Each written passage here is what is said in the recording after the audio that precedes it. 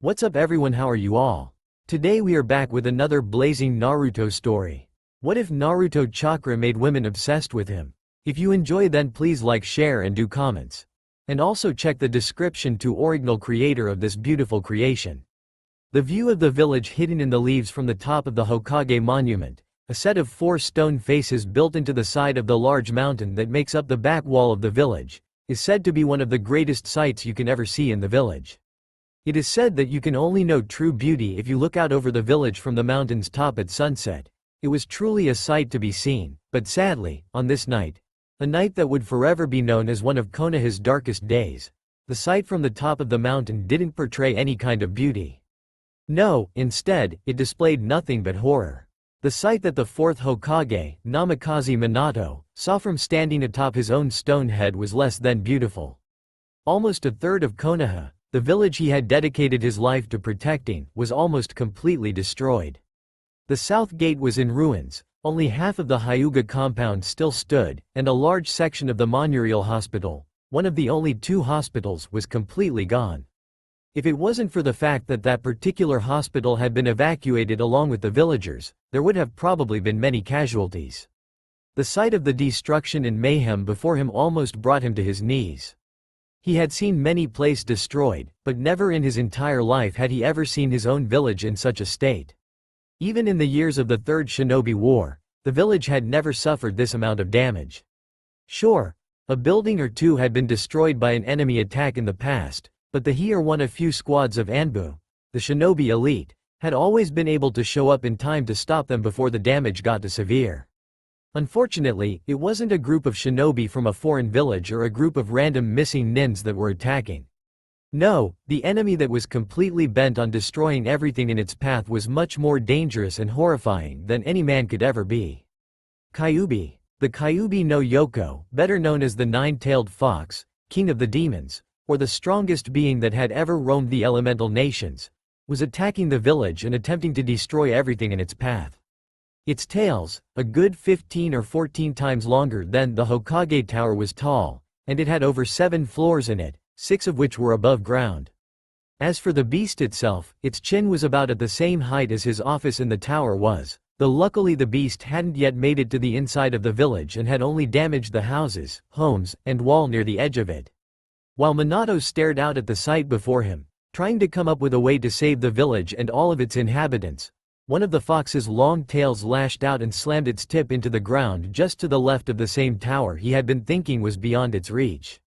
Blinking a few times in surprise and letting his impassive mask slip for a moment, just long enough to display his shock and horror at what he had just seen, Minato mildly cursed the fox for its lack of good aim. "Damn it, I could have been free from all of the paperwork," he muttered sadly, causing all 4 of the giant stone Hokage heads in the mountain to sweat drop at him, including his own.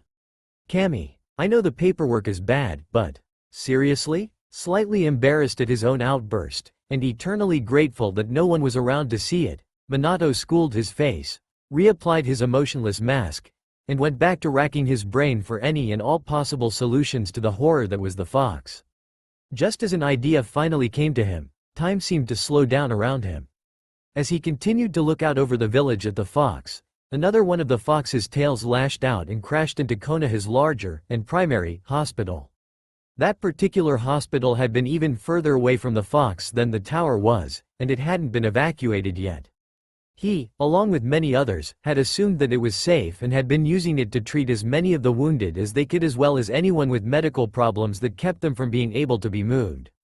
Sadly, one of the patients that hadn't been able to be evacuated was very close to Minato.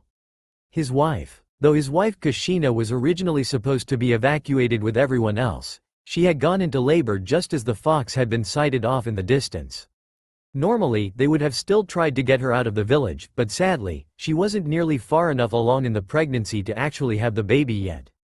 Giving birth to a child when you were only a little over 6 months pregnant is always dangerous, both for the mother and for the child. Add in a massive attack on the village, and it caused several complications to pop up, and then there was the other thing.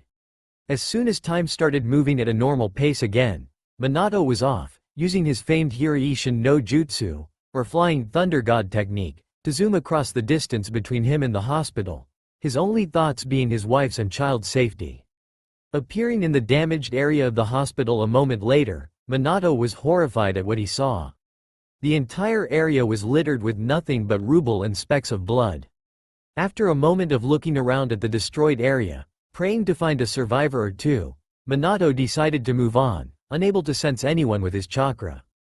Just as he turned to make his way into the rest of the hospital, hoping to find that his wife was safe, he spotted something that made his blood run cold. It was one of the hospital's location plaques, one of the ones that told people what part of the hospital they were entering, and the location it said he was in was the maturity ward.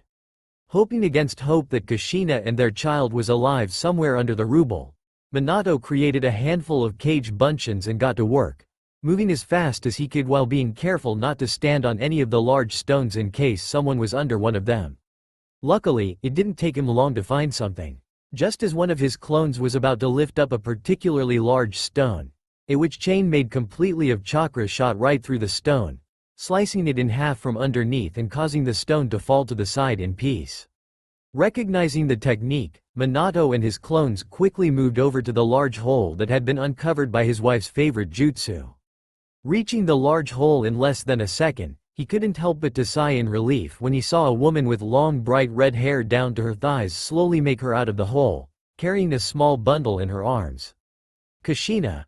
he shouted in relief, helping her the rest of the way out of the hole while pulling her into his arms, crushing his lips against hers. Surprised by his actions, Kushina simply kissed him back while being careful not to disturb the small form in her arms. She could feel her husband's worry in his kiss and could tell that he was only moments away from having a nervous breakdown. When Minato finally ended the kiss, he rested his forehead against hers and looked into her eyes, clearly relieved to find that she was alive, though they both knew that that wouldn't be the situation for too much longer. Kushina was already on borrowed time, and there was nothing that either of them could do about it. The best they could hope for was the one thing that he could think of, something that she had known was the only option from the moment of the original attack. Just as Minato was finally about to say something to the one woman he would give anything to save, or at least the only one that he knew of at the moment, which was about to change, the nine tails lashed out with another one of its tails, once again completely destroying a section of the village. The building the tail practically exploded, leaving bits and pieces of it behind and causing a loud bang that was almost deafening. A bang that woke up a certain someone that had somehow managed to stay asleep through the attack on the hospital. Wah, wah, startled by the sudden crying, Minato's head snapped in the direction of the little bundle in his wife's arms, which was now wiggling slightly. "Is that?" he asked hesitantly, gently moving the part of the blanket that blocking the infant from view out of the way, only to blink stupidly when he was met, not by green eyes, but by vivid blues that were accompanied by a small tuft of blonde hair. "Huh?" he asked in surprise as his brain tried to process what he was seeing and the bottom of his stomach nearly fell out. "Minato, calm down," Kushina said softly, knowing exactly what was going through her husband's mind as it was only natural seeing as absolutely every single member of the Uzumaki clan had red hair and green eyes except for Uzumaki Mito's granddaughter Tsunade and grandson Nawaki. 1. Seeing that her husband wasn't going to calm down until he knew that their baby was safe and still hadn't figured out that the child in her arms was actually their baby, mostly because he knew that the coloring was very off, Kushina rolled her eyes and informed him of who he was looking at. "Minato, dear, calm down. I know that the hair is blonde instead of red and the eyes are blue instead of green, but this is actually our child, it's just your coloring instead of mine," Kushina said, still a little surprised by it herself. It was kind of an unwritten rule that families with Kekkei Genkei usually all have the same coloring. For the Uchiha clan with their Sharingan, the copy eyes, they all had onyx-colored eyes, pale skin, and hair that was either dark blue or black. For the Hyuga Byakugan, the all-seeing eyes, they had white-silver eyes without pupils, pale skin, and hair that was either such a dark shade of brown that it was almost black, or a dark blue color. And lastly, for the Uzumaki clan with their Tenshenten, the Heavenly Chains release, they all had red hair, lightly tanned skin, and bright green eyes. Every single Kekkei Genkei that was passed down from parent to parent seemed to take with it a very particular coloration. The only known exception to this rule in Konoha was the Senju clan, the clan that Mito had married into, but then again, ever since Hashirama Senju, the first Hokage, married Mito, Kushina's great-aunt. Their children hadn't inherited the Tenshenten, and for some reason were unable to use the Mokuton even though all the tests say they had it, or rather that Tsunade of the Sannin has it as she was the last of the Senju clan. In short, the fact that their child is blonde, has blue eyes, and yet still clearly has the Tenshenten, which was proven when a nurse took a small bit of blood to do some blood work in order to make sure the baby was fully healthy and the wound healed up within a second, was just odd. After a few moments of blink at both Kushina and the baby, Minato's brain finally seemed to catch up and comprehend what his wife had just said, causing his face to break out into a wide grin that threatened to split it in two even though the village was under attack. Really? He asked happily, taking another look at his son, or so he thought. Seriously, don't you just love how Sonogram always seemed to get it wrong? So, this is our son, huh? He has your eyes, though the coloring is obviously mine, and he definitely has your lungs as well.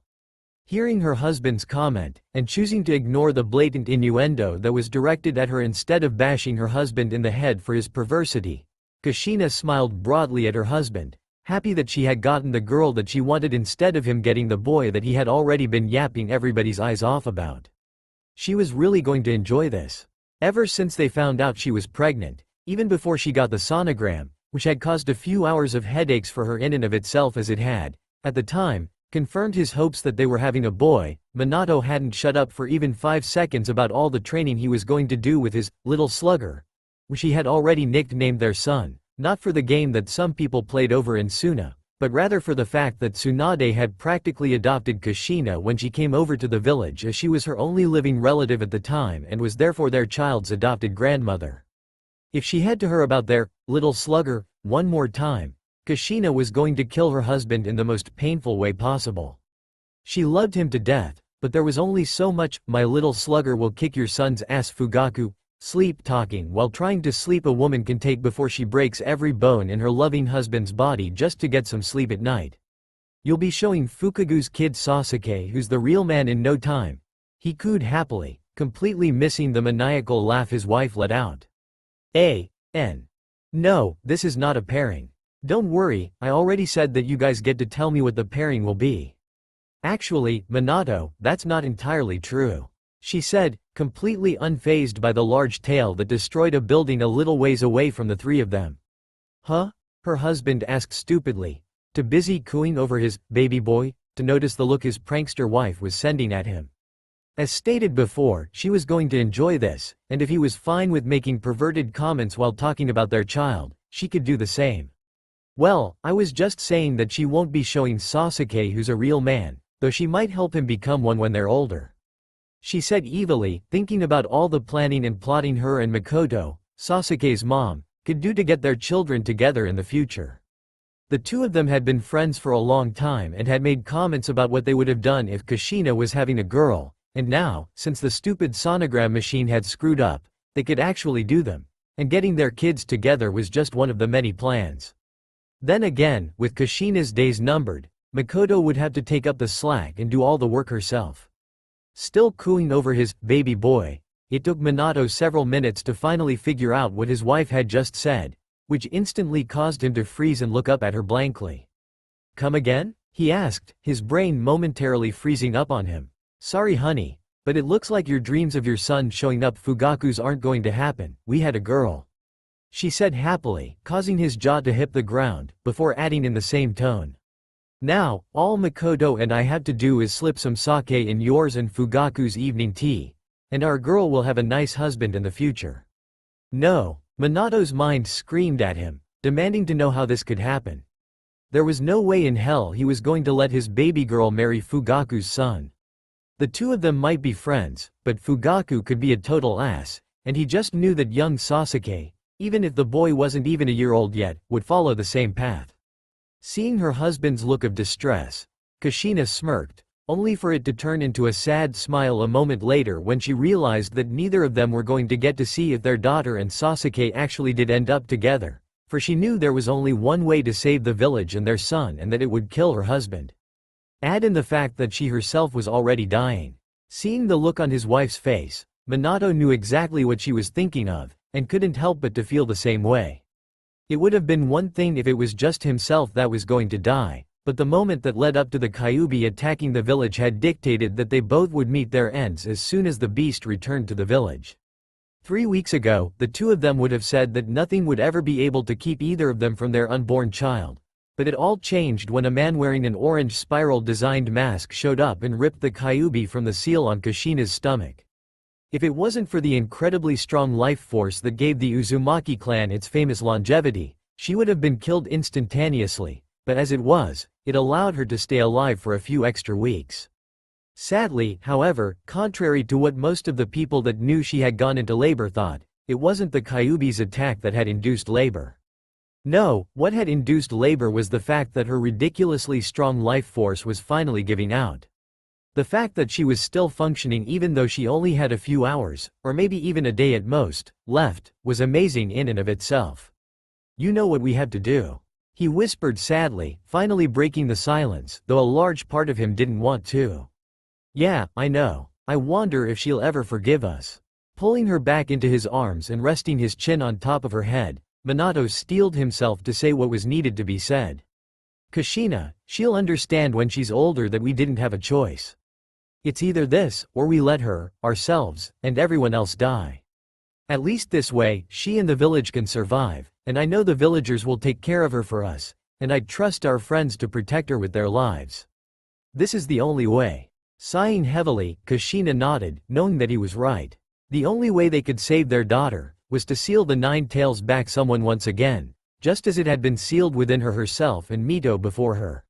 She knew it had to be done, and she knew that the only way for it to actually happen was for her husband to sacrifice his life doing it, so that wasn't the real problem she had with it. No, the problem she had with it was simply that she and Mito had lived happily lives only because the villagers didn't know that they were Jinchuriki, but the village would know who the new Jinchuriki was, and that could only mean a life of strife and pain. No matter what her husband thought of the villagers, she knew better, they were still only human. She knew that other Jinchuriki lived very painful lives and were usually either tormented by their villages, executed by them, which always had the effect of releasing the demons inside of them, ironically, banished by them, or turned into mindless killing machines whose sole purpose in life was to be their village's weapon. They were always treated as outcasts, and often picked on by everyone. And to make matters worse, only an Uzumaki could be the Jinchuriki of the Kyuubi no Yoko. While other demons could be sealed in just about anyone, the nine-tailed demon king was much too powerful to be sealed inside just any living being. Even if you use the most advanced sealing technique known to mankind, the Shikifujin, or the dead demon-consuming seal, which summons Shinigami himself to do the sealing, the beast would simply break free of its binds after a short period of time. The only ones that could contain the beast were those that had a Kekkei Genkai that could suppress the beast's powers, like the Mokuton or the Tenchenten.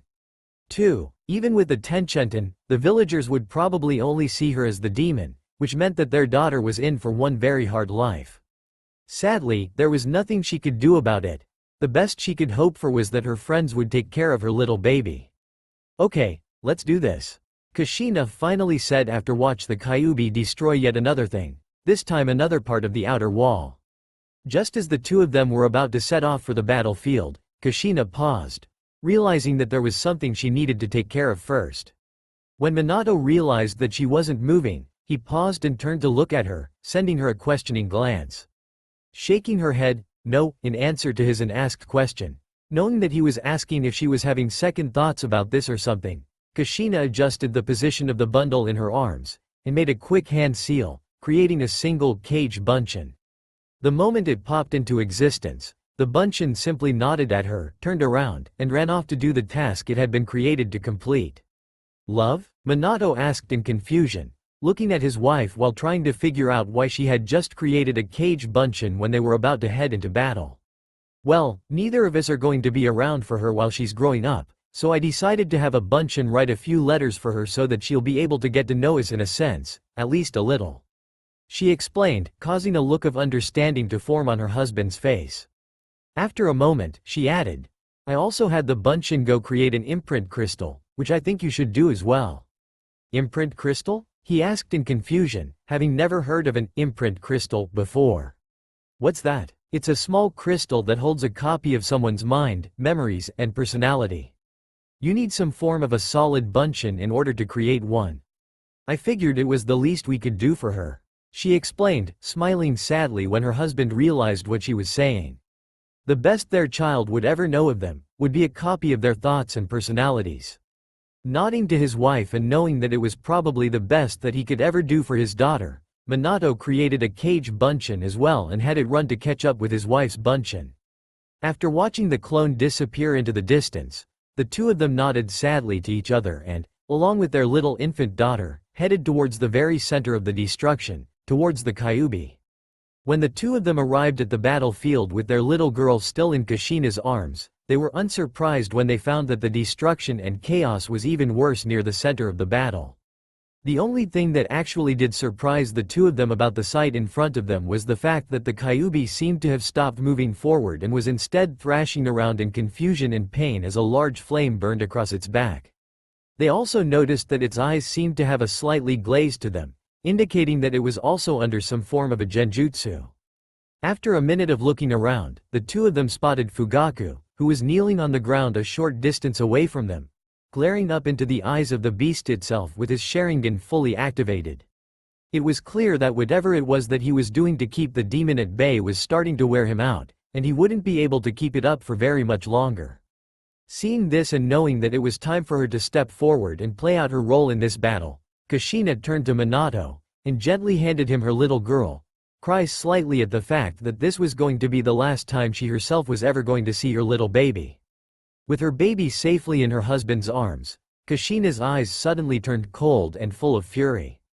She then turned those furious green eyes onto the bastard fox that had dared rip her little family apart and started running through hand seals, performing the technique that would forever remind the world of why she was called Akai Chishio no Habanero, Konoha's red-hot-blooded habanero, a title she had achieved both because of her fiery red hair and for her massive temper.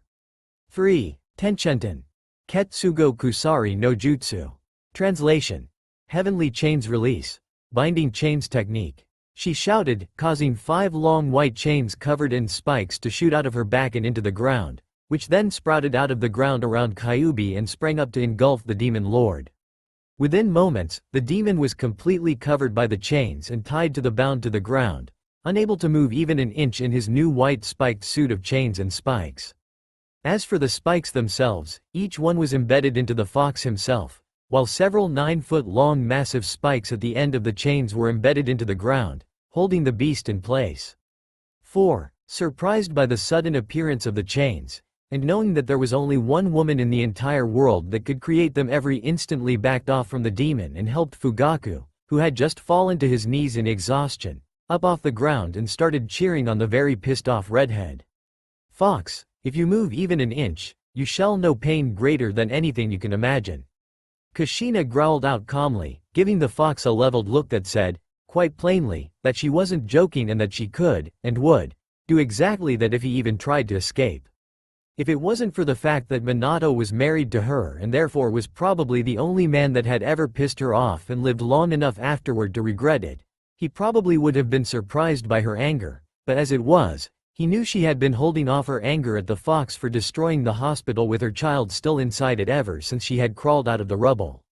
She had always been very good at only taking her anger out on those that had caused her to get angry in the first place, and sadly for the fox, taking the life of countless infants and trying to take the life of her little baby girl was now at the top of the very long list of things that could piss her off, making him by far the greatest living embodiment of the term, totally screwed. Not that that really fazed the fox, but then again, there is no accounting for stupidity in demons.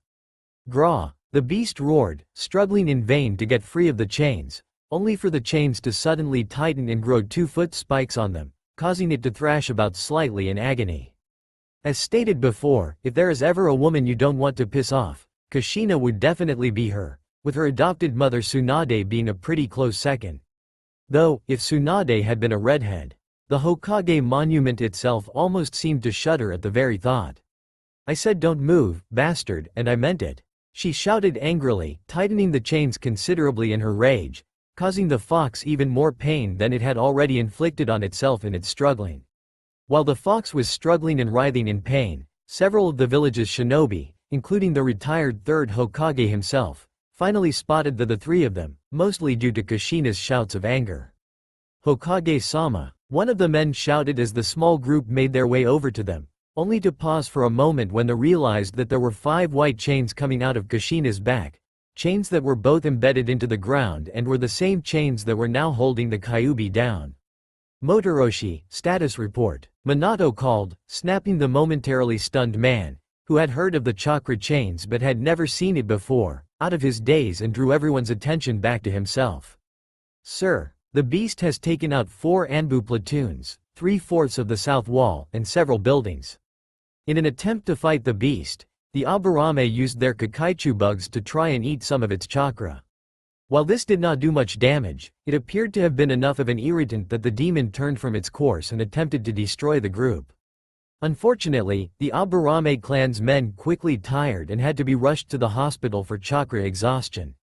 With the Aburames out of the way, the beast returned to its original spot and started making its way forward once again, at which point Fugaku-sama used a large Kaiden, fire jutsu, to deal some damage to the beast, and then used his Sharingan keep it occupied. The man, now known as Motoroshi, standing at attention and waiting for his next set of orders along with this own group. The Sharingan? It was actually able to slow it down? Minato asked in surprise while glancing at his wife to make sure she was holding up okay. If he didn't get to work soon, then her effort to hold the Kyuubi would be all for nothing.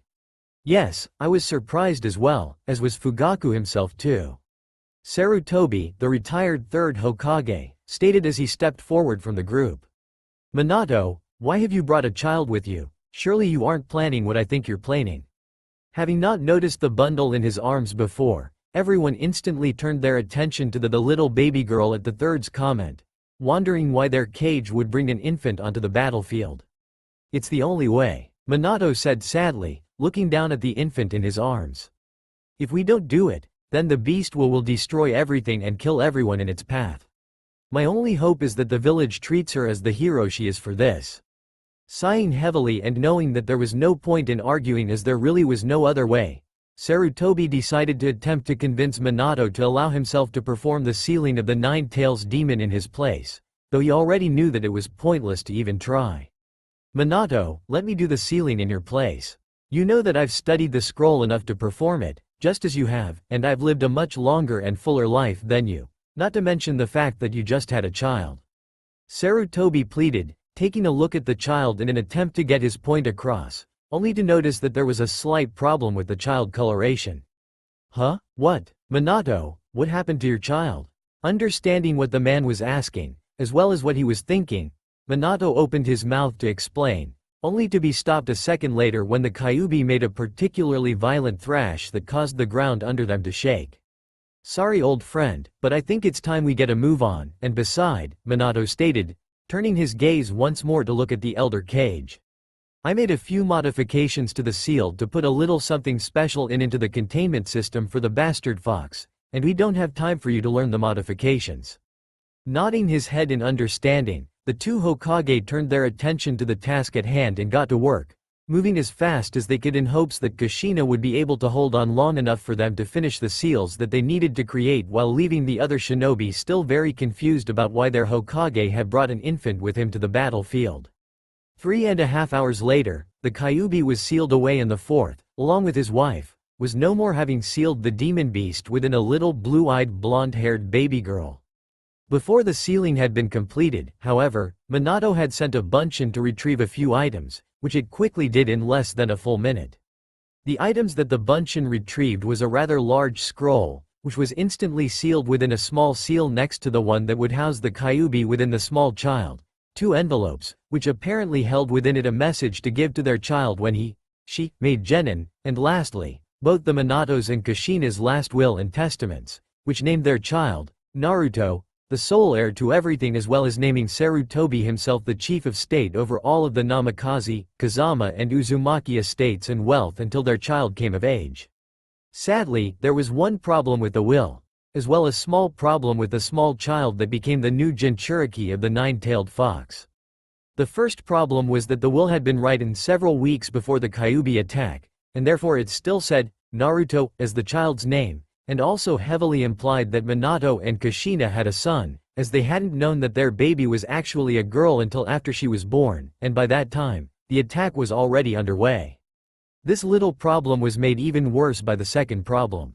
In the heat of the battle, and in the rush of everything that was going on, neither Kushina nor Minato ever explained that the little bundle they had brought onto the battlefield was in fact their daughter, and since everyone already assumed that they had had a boy, coupled with the fact that everyone knew for sure that their child would have red hair and green eyes, by the end of the day, everyone, including Sarutobi himself, assumed that Uzumaki Namikaze Naruto was killed along with the countless other infants when the Kyuubi destroyed the hospital's maturity ward.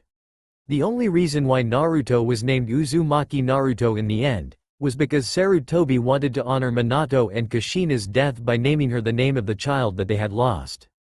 To say Sarutobi Hiruzen was having a bad day, if not week or month, would be an unimaginably massive understatement and would probably get you saddled with all his paperwork for the next several years or until you die of blood loss due to paper cuts. Why was he having such a bad time? Well, it all started about a month ago, just after the Kyuubi attack. Almost as soon as everyone realized that the fox was gone, and had heard how it was beaten, every single shinobi, along with what few civilians still remained in the city even though they were supposed to be evacuated, immediately started calling for the blonde-haired child's execution. Even after Sarutobi had informed them all that the fourth had asked that the child be looked at as a hero, they had still persisted in their demands to kill the child. Luckily for the little blonde-haired baby, Sarutobi promptly put his foot down, which of course the council tried to stop, saying that he wasn't Hokage anymore, but he was able to stop them by pointing out that the law of succession stated that the Hokage could only be chosen by another Hokage, and that if current Hokage died while a past one was alive, then retired one would be forced to take the seat again or choose a new one. And only the Hokage could decide if someone was to be executed. Basically, he told them that he automatically got the position of Hokage again since he was still alive and his successor was deceased, and that they could do diddly squat about it unless he was dead or comatose. So, the kid would live. Unfortunately, that didn't stop many people from trying to do the kid in while everyone was busy trying to rebuild the village. In fact, quite a few people tried to assassinate the poor infant whenever they thought no one was looking.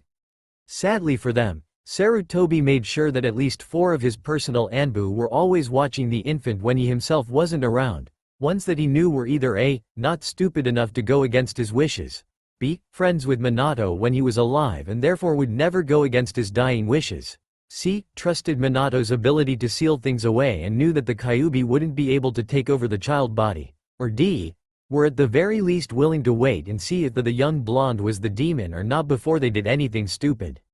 Though, in all honesty, the aged, and now unretired, Hokage wasn't even sure himself if the child would be possessed by the Kyuubi or not. It was true, he trusted Minato more so than he had ever trusted anyone, save for maybe his own wife, and he had faith in his skills at Fuinjutsu, the sealing arts, so he would wait and see if the Kyuubi surface, though he was already starting to get the feeling that the King of Demons wouldn't ever be making another appearance. The child just seemed too normal for that. The little girl was most definitely just that, a little infant baby human girl, so he was starting to slowly relax about it. But still, he had known both Uzumaki Mito and Uzumaki Kushina personally, and had grown up with the first Hokage, as well as both of the 2 ladies themselves, telling him and everyone else that only an Uzumaki, and possibly a Senju, could cage the demon as only their Kekkei Genkais gave them an immunity to the demon's hold. Then again, Minato had said that he had modified the Shiki Fujin, dead demon-consuming seal, and he was positive that the modifications were something important as Minato was anything but a fool when it came to sealing. So, he would trust the now deceased seal master and simply do everything within his power to honor his dying wishes. Or at least honor the only one he could. While it was true, he could, and would, protect the child, Minato's and Kushina's other wish was impossible. Shortly after the battle with Kyuubi was over, the entire village was horrified to find that the maturity ward at Konoha's main hospital, the same one they knew everyone had been taken to when the Demon King had showed up, had been destroyed. Many had searched the rubble, but only small bits and pieces of. Well, there were none left alive. Not even Minato's and Kushina's child. Look in your arms. Your arms. Damn it, you moron. It saddened him to know that he had lost yet another person that was in someone close to him, even if he hadn't yet known this particular one. In a way, the child had been his great-grandchild, even if only through double adoption. When Tsunade's little brother Nawaki was born, their mother passed away due to complications, which is what eventually led Tsunade to the path of a Maiden. Sadly, shortly after that, Tsunade's father died on a mission only 2 days after she was assigned to the team that would one day be known as the Sanins. As for the other 2 Sanin, they had already been orphaned a long time before then. So, after 3 years with the group, Sarutobi's 3 students had become almost like his own children, and at least 2 of them seemed to agree with that assessment, namely Tsunade and Jiraiya. Then, several years later, after Tsunade's brother died, but before Dan, her lover, died, a small girl was brought to the village, one meant to be the next Jinchuriki of the Kyuubi no Yoko, and, as Tsunade was her only living relative in the village, being her second cousin as Mito, Tsunade's grandmother and the wife of the first Hokage, was the girl's great-aunt. Tsunade promptly adopted the girl, who just so happened to be Kushina herself. Which made the girl Sarutobi's granddaughter through double adoption, and obviously, her child would have been his great-grandchild. Which is why the news that every single one of the newborn children at the hospital had been killed in the attack made the aged Hokage's knees buckle when he heard the news. Even if he wasn't related to the infant by blood, it was still every bit of family as his own children were. For several long minutes the man cried, realizing just how much he had lost in the attack. His wife had been killed, his granddaughter had died near the end of the attack, his friend, successor, grandson-in-law had died sealing the demon, and now his great-grandchild had been lost as well. 2 days later, once the pain had ebbed enough for him to truly get back to work, though it still took some coaxing from the council to get him to do even a little at first, Sarutobi had returned to his office and started doing paperwork again, which he had already hated immensely before the attack but now truly loathed as it was getting in the way of his grieving. Unfortunately, he had been interrupted almost as soon as he touched pen to paper. Normally, he would have given anything, even his manhood, just to get out of paperwork, but not when it came to the council members. He, along with all the Hokage and Kage of the past, had long since learned that the council members of every village simply lived to add more paperwork and annoyances to their Kage's desks, and once again, it proved to be true. The council members that had visited him at that moment were his 2 old teammates and one of his old friends, none of whom he was very fond of anymore. Though they had all been great friends while they were genin, his 2 old teammates had turned into warmongers, or rather they had become the 2 lapdogs of a warmonger, who just happened to be the 3rd person to enter his office. Yes, Homura and Kaharu were both Danzo's lapdogs now, and the man seemed to take great pride in that little fact and even tried to rub it in Sarutobi's face when no one was around, which was why the man always seemed so smug when around the aged Hokage. Well, that and his illegal Anbu squad, nay, or route, whichever you want to call it. Anyway, the 3 of them had simply strolled into his office as soon as he started doing paperwork, and had immediately asked, once again, that he execute the infant Jinchuriki, a request which he had instantly denied. Not only had he denied their request, but he had also stated, in no uncertain terms, that no matter what they or the council wanted, the 4th's dying wish came first unless the child started showing signs of being possessed by the demon within it, and there wasn't a thing they could do to change his mind. Though the 3 of them seemed more than a little upset at essentially being told to fuck off, they knew that the subject was closed, at least for the time being, so they promptly moved on to the next subject at hand. The child's naming and his, they don't know she's a girl yet, placement. Basically, since he refused to allow them to kill the infant, the 3 of them started trying to convince him to allow the child to be turned into a weapon and trained by Danzo, which he promptly denied as well. In the end, they all ended up in the council room with both the civilian and the shinobi council, with all of them arguing about what would become of the small child. This fact both surprised and infuriated Sarutobi to no end, as shinobi matters were never handled by the civilian council members, or even with them present for that matter.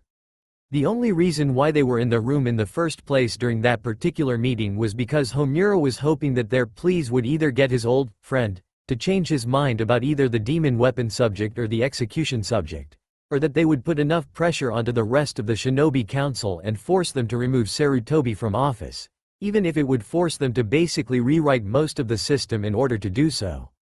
Sadly for Homura, as well as Danzo and Kaharu, and luckily for our little heroine, it didn't go exactly the way they had planned. Sure, all of the civilian council, except, surprisingly, the Traveling Merchants Guild, had instantly started calling for the infant's death, and sure, most of the Shinobi Council, save for only a handful, had pretty much called for the same. Sadly, however, two of the people, the 3, 4 if you include Sarutobi himself, had thought would be backing Sarutobi, decided to jump onto Danzo's side. Now, normally this would be a good thing for Danzo, Kaharu, and Homura. Normally, it would mean that they had even more backing and would get their way, especially since the two people were very close to both Sarutobi and the dearly departed fourth. But that was normally. Not when it comes to a man's, especially the two individuals' close friends, dying wishes. If anyone would respect Minato's dying wishes, even if it wasn't the people the man had died to protect, Sarutobi was sure that it would be Uchiha Fugaku and Hyuga Hiyashi, especially since the two of them had not just known Minato personally but had even been his closest friends. So, the fact that the two of them, Minato's closest and dearest friends, were completely going against his dying wishes caused Danzo, Kaharu, and Homura to pale quite noticeably. Fureishabaku no Jutsu. Translation. Flashback technique. Sarutobi stood fuming in front of the council, and not just the usual shinobi council which governed over the village, but the whole council, which meant that the civilian council was at attendance as well. Not once in his entire career as a shinobi, or in his entire stay as Hokage, had he ever had to deal with the civilian council members on shinobi matters unless it involved some form of evacuation, and not once in all of his years has something like what he had just witnessed ever happened before. Though both the Uchiha and Hyuga clans had given their full support to Minato during his time as Hokage, and even though both heads of said clans were Minato's longtime friends, to the point of which Minato and Hiyashi had actually been trying to convince their wives to put Minato's unborn son and Hiyashi's unborn daughter into an arranged marriage, which now will never happen for obvious reasons. The two of them had still tried to go against their now friend's dying wishes and push for the infant's execution. Which a big no-no when it came to talking to Sarutobi. Over his many years as a shinobi, the aged Hokage had lost quite a few people that he cared deeply about, and if there was one thing he truly believed, it was that you never disrespect an old friend's dying wish, especially not over something so ridiculous as anger or revenge. Look up at the council with eyes they had not once seen before from the gentle and soft-hearted third Hokage. Sarutobi's anger instantly silenced the entire room. Though almost all of the civilian council had only stopped talking out of fear when they saw the look in his eyes, while the entire shinobi council stopped talking out of complete shock at seeing the aged man so angry at the council for the first time in the history of the village. "Now, you listen to me, and you listen well," he began in a deathly quiet voice that broke no arguments. "There are many things in this life I've dealt with, and many more that I am sure will come my way, but the one thing I have little to no patience for is cowardice. I know what is said about me by many, both in this very council, in the village, and among our enemies. It is said by most, if not all, that I am weak-hearted, too gentle, and soft-hearted, but make no mistake. I am the third Hokage, and I will not stand to see my village or the villagers that live within it acting on fear." Now, Minato's dying wish was for this child to be treated as a hero and to live a long, healthy and safe life. But I can see that is not a possibility, as none of you have enough respect for the dead to follow your own cage's last request. Everyone in the room flinched, if not for the words that were used, then for the tone that was used in them. "So, if you will not follow his request of treating the child as a hero, you will allow him to live a healthy and safe life, that is my first decree." At the end of this statement, many opened their mouths to protest, but were instantly silenced by the third's killing intent. "There will be no arguments. I would have liked for the village to simply follow Minato's dying wish, and for his friends to have at least that much respect in the man," he began again, pausing to spear both Hiyashi and Fugaku with a glare while mentally smirking when he saw that his words caused both of the supposedly emotionless and unshakable men to flinch slightly. "But, as you are not willing to do so, the child's safety is now law. However, I am not so blind by trust in Minato's sealing abilities to look blindly at the child without acknowledging what he contains inside of him. N. 1. Don't worry, he's still going to be just as close to Naruto as in the anime, he's just nervous the first year or two of her life, that's all. 2. I know he said but he doesn't know she's a girl yet, he will by the end of the chapter though. At this statement, many of the council sat up and looked at the aged man in surprise. All of them had figured that he would simply say that there was no chance of the demon could break free or that the child couldn't be possessed by the demon, so it came to a bit of a surprise when he stated that he wasn't going to blindly believe that the infant was in fact still just the child and not the demon lying in wait. Seeing that he had everyone's full and undivided attention, though he had already had that since the beginning of his lecture, the aged man continued with his statement, aiding it with a short, albeit vague, explanation. While I cannot go into details as it is a matter of village security, there have actually been 2 Jinchurikis or demon containers in Konoha before. Sarutobi started, only to have to silence the room once more when demands from the civilians to know why they hadn't been told about this before broke out. You were not told about it before because it wasn't an issue. The 2 containers in the past were both from the same clan, a clan that had a bloodline ability that was signaler in certain areas as the Senju clan's Mokutan and made them immune to the demon's control and made it impossible for it to break out. He explained, sighing when he noticed that the answer seemed to be all everyone needed to calm down. Now, the reason why I am even mentioning this is because the members of that clan were said to be the only ones that could contain the 9-tailed fox, so normally I myself would even be asking for the child execution as he is not from that clan. At this statement, the entire council looked as though they were all having trouble deciding whether or not to break out in shouts again in an attempt to demand that the child be executed, or to listen to the rest of the aged Kage's explanation as his statement on that fact that he would normally start demanding for the child's execution himself was starting to make them think that there was something that he knew that they didn't. Now that you have calmed down enough to actually listen, while usually only a member of that particular clan can contain the fox, Minato made some severe modification to the containment seal, ones that are rather impressive and deserve at least a small amount of observation, and even if the seal cannot suppress the fox's mind, which is the only danger as not once has a demon, even the fox itself, ever managed to break out of its containment seal, even if the seal is faulty, then I will take full action to ensure that the demon is unable to harm the village ever again. However, if the seal is able to suppress the demon's mind and keep the child from being possessed by it, then the child shall remain safe.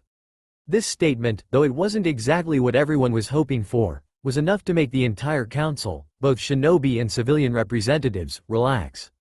When the child showed itself to be the demon, and they were sure that it would as it was only a matter of time, then it would be killed, and if they were lucky, they would get to watch. WTF. Those sick bastards. Furace Habaku Kai no Jutsu. Translation. Flashback release technique. After that, the meeting had gone smoothly, for the most part. The only moment that had caused another argument was when the child's name was brought up.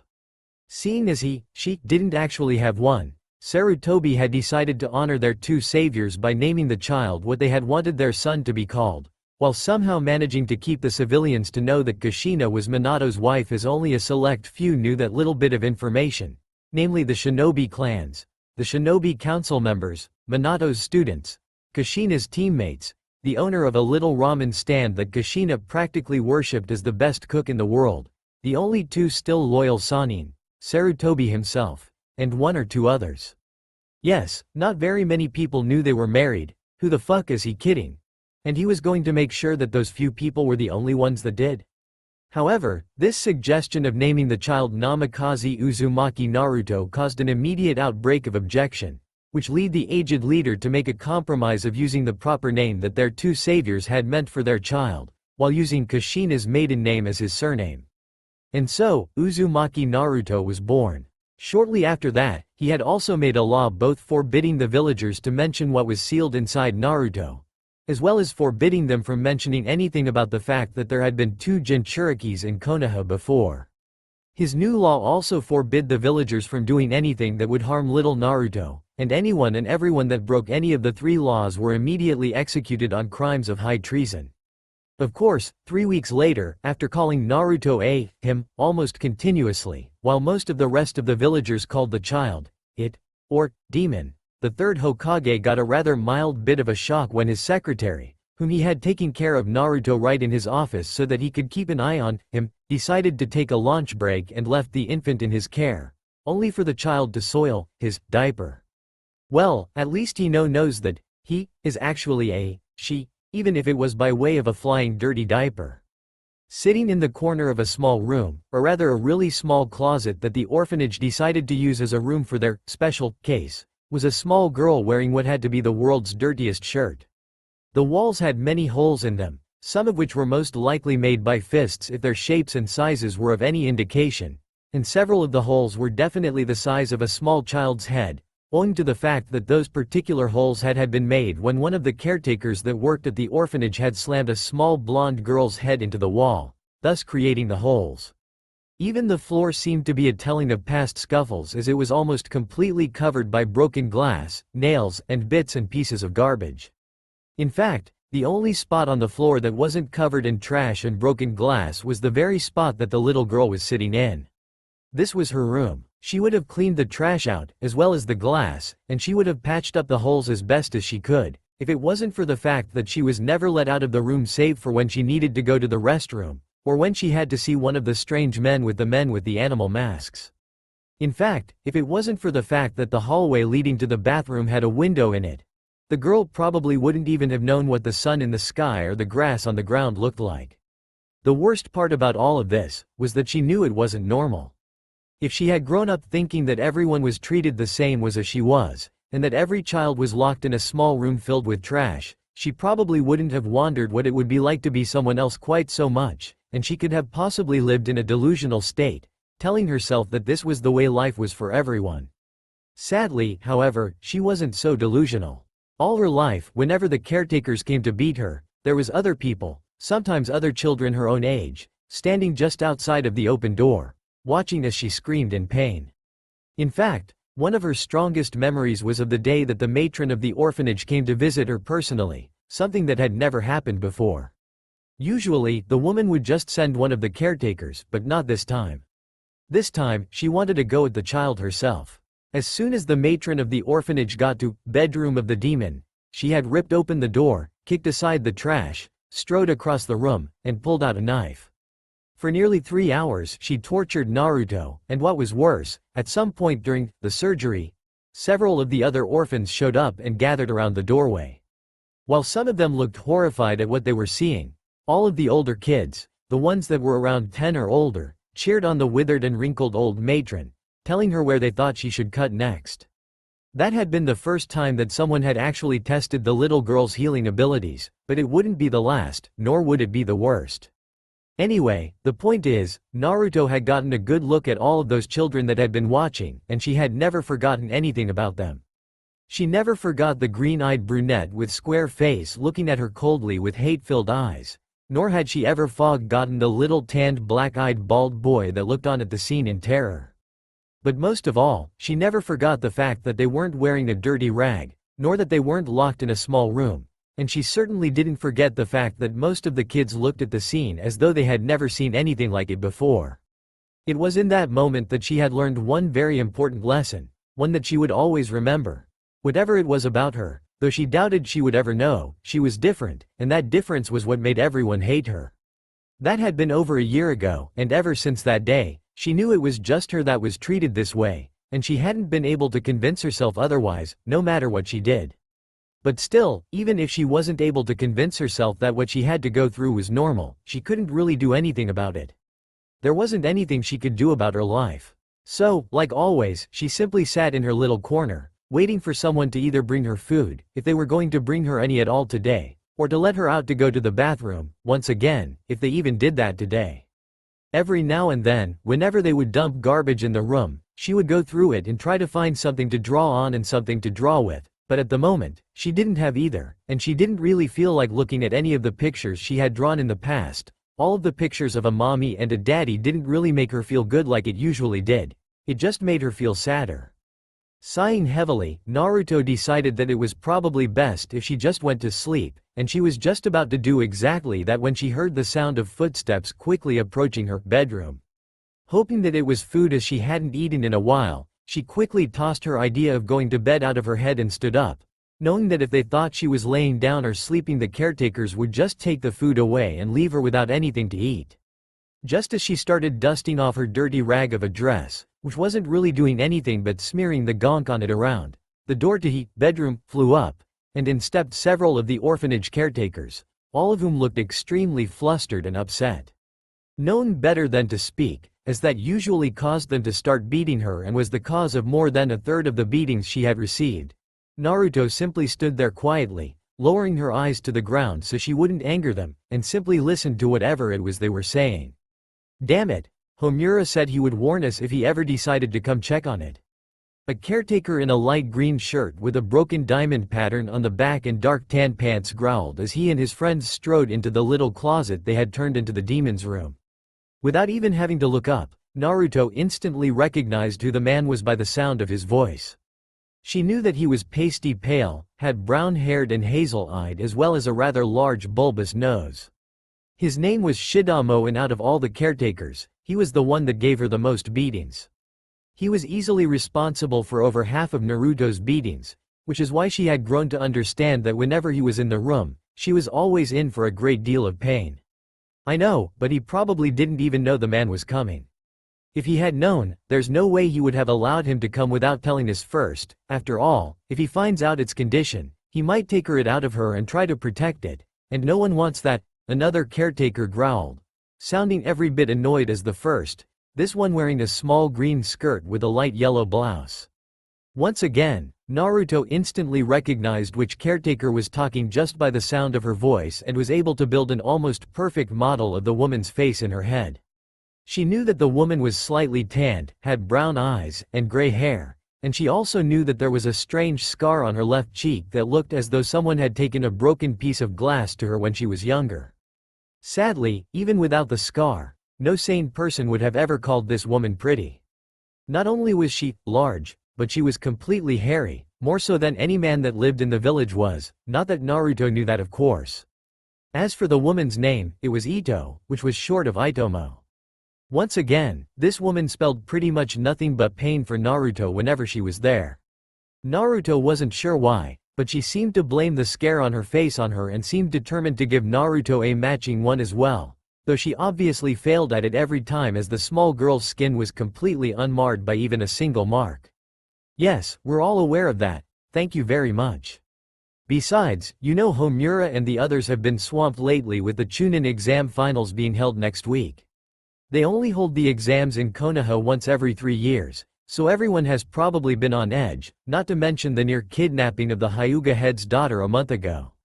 Did you know that the Raikage is demanding that they hand over Hieshi's head for the loss of their man? Of course Homura and everyone else is too busy to keep track of the Hokage, the third, and final, caretaker said, this one wearing a dark dress that covered almost every inch of her, including a good half of her face.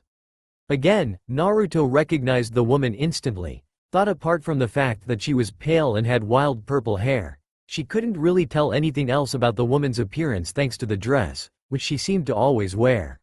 What Naruto did know, however, was that this woman wasn't actually a caretaker but was in fact both a social worker and the matron's eldest daughter. She also knew the woman's name was Tori, and that she didn't particularly like being in the same room as Naruto, as she was convinced that just by being in the demon's presence, her dress would get ruined. Whatever, we need to get the demon into something that won't upset the third, if he finds out about how we keep it.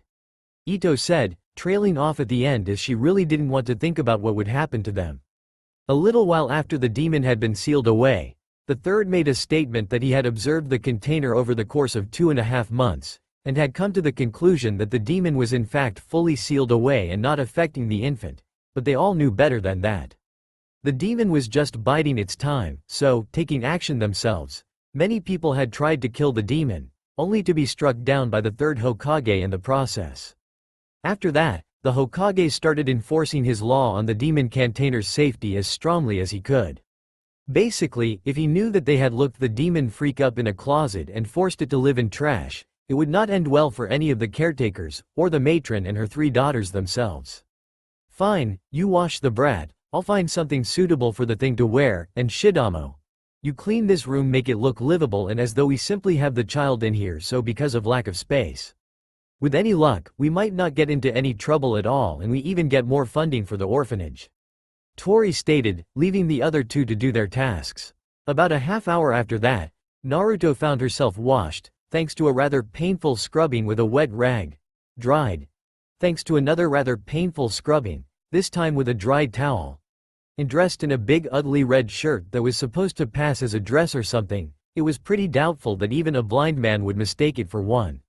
As soon as they had her washed and dressed, Naruto was then dragged out of the bathroom, down the hall, right past her bedroom, which she was surprised to see them cleaning and patching up the holes in, down the stairs, and into a small waiting room that she had never seen before.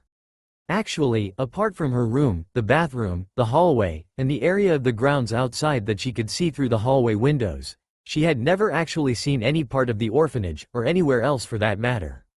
Once she got to the room that they apparently needed her to be in, she found herself face pants leg with a tall masked man dressed all in black with a grayish tan vest, armored bracers, and a white mask with a red triangle on top of it. Oddly enough, the mask reminded her slightly of a hawk or an eagle, or some other bird of prey. "I'll take her from here," the man said, which confused Ito slightly as they were already in the room where the Hokage was supposed to meet the demon, but instead of pointing that out, she took it as her cue to leave, and promptly did so, being sure to get out of the room as fast as she could.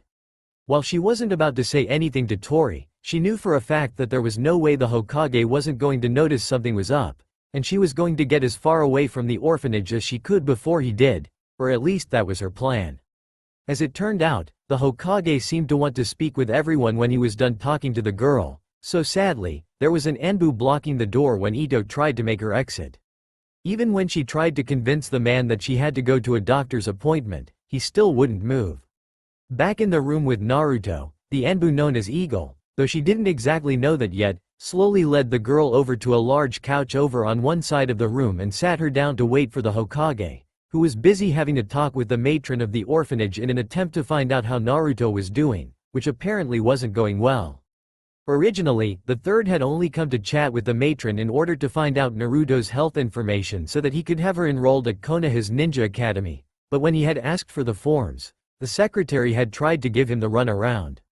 In the end, he had been forced to go to the matron herself, who in turn did everything she could to stall the third and only gave him the vaguest of information. In fact, it was starting to look more and more like the child had never had a visit to or from a doctor. Trying to ignore the fact that he was probably going to be handing over several civilians to Ibiki by the end of the day, Eagle and Naruto simply sat there in silence, or in Eagle's case, stood there in silence, and waited for the Hokage to arrive, though Naruto didn't know that that was what they were waiting for. In fact, Naruto wasn't really sure what was going on at all. She didn't understand why she had been dragged out of her room, or why she had then been painfully scrubbed clean with a very stiff rag and boiling water, or why they had tried to wipe her skin right off of her body with the towel to the point that it had nearly made her cry, or why they had then shoved her into the big shirt, though she wasn't going to complain about that part. This shirt was a lot bigger than the one she had before, so maybe it would keep her warmer than the other one had when she went to sleep at night.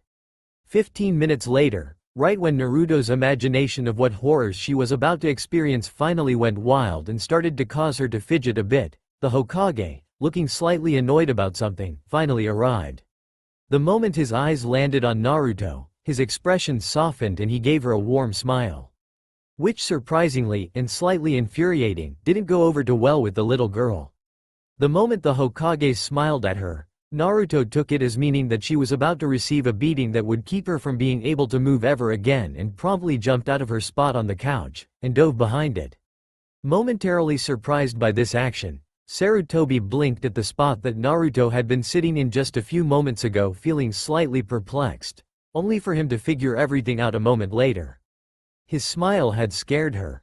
Deciding to hold off on his judgment on exactly why a smile would frighten the poor girl, Sarutobi schooled his face and did his best to try to look friendly as he slowly made his way around the side of the couch and attempted to coax the girl out from behind it. It took him a little while, but eventually, he did manage it, and it took him another 20 minutes to convince Naruto that he wasn't going to hurt her. By the time he finally managed to get her to open up a bit, he was more than a little annoyed with the orphanage. With the way they handled her medical, along with the fact that he still didn't have her papers and documents, he was already half a second from ordering an investigation. Now he found that Naruto, who had his legal protection which made her off limits to everyone, was afraid that she was going to get hit simply for looking up from the floor. Investigation be damned, he was calling in Ibiki and having him handle it himself. Now, normally that might be a little extreme, even with all of these questionable circumstances, but with everything that had happened lately, including what had happened with the Hyuga heiress, and the ton of paperwork he was now dealing with because of the exams, he had a short temper, and the orphanage was just dumb enough to test him while he was less than happy as it was. So you're really the Hokage? Naruto asked after the two of them had had some time to chat. As in, the guy that's in charge of everything? Really? Yes, even Naruto knew who the Hokage was. Even without having very much interaction with people, she also knew that he was the most powerful man in the village, though she wasn't entirely sure what a village was. She might know who the Hokage was, but she was still isolated from people, so some things were just beyond her understanding at the moment. Ah, so you know who the Hokage is then? Sarutobi asked, pleased that she knew what Hokage meant. But you don't look very strong, Naruto said plainly, looking him over a few times while ignoring the loud thud behind her that was caused by Eagle face-faulting at her comment. Sarutobi simply chuckled sadly at that, having a little bit of déjà vu thanks to the memory of the first time he had met the very woman that Naruto was named for. I suppose I don't, but remember, not everything is as it seems when it comes to shinobi. Shinobi are the masters of deception. Some of us might not seem strong, but I assure you, looks mean very little to us. He stated while mentally adding, some more than others. Ka gai ka. Oh, okay, she replied lamely, not really knowing what to say or even what he was talking about. After a few more minutes of talking, one of the caretakers, Ito, came into the room with a tray of tea, trying to appear to be a good hostess while actually just trying to see how much time they had left to try to fix up the demon brat's room, or to try to see if the Hokage was going to just leave and not look at it. She doubted it, but hey, everyone can hope, can't they? I'm sorry to interrupt, she stated, walking into the room and heading straight over to the coffee table to set the severing platter, and thus the tea, down. But I thought that you might like some tea to drink while you chat. The moment the woman started talking, even though it was just offering him some tea, Sarutobi knew something was up. The woman wasn't nearly as good of an actor as she thought, or at least not as good as she would have to be in order to fool a shinobi. All ninja were trained to see underneath the underneath, so how could she possibly believe that she could fool one, let alone one of the greatest of them all? You would think that people who live in a shinobi village would know that you can't fool a trained ninja very easily. Sarutobi thought in slight annoyance, though he was careful to keep his face as convincingly ignorant as he could manage. Thank you, my dear, I was actually just thinking that some tea would be nice, he said, though that wasn't at all what he had really been thinking. What's this stuff? Naruto said, interrupting the two's conversation while staring blankly into the light brown liquid. Naruto, I've told you before, it's tea, Ito said, shooting the little girl a glaring glance that plainly said, shut up or else, a glance that she delusionally thought that the Hokage would miss. And, as stated above, her hope was very delusional indeed. The Hokage wasn't quite sure why such a simple question would cause the caretaker to react in such a way, especially since it wasn't exactly uncommon for small children to ask questions like that. All the question really said was that the girl didn't know what tea was, and that wasn't exactly a big deal, as all that should have meant was that she usually drank something else, so it wasn't that big of a deal, but her reaction to the question.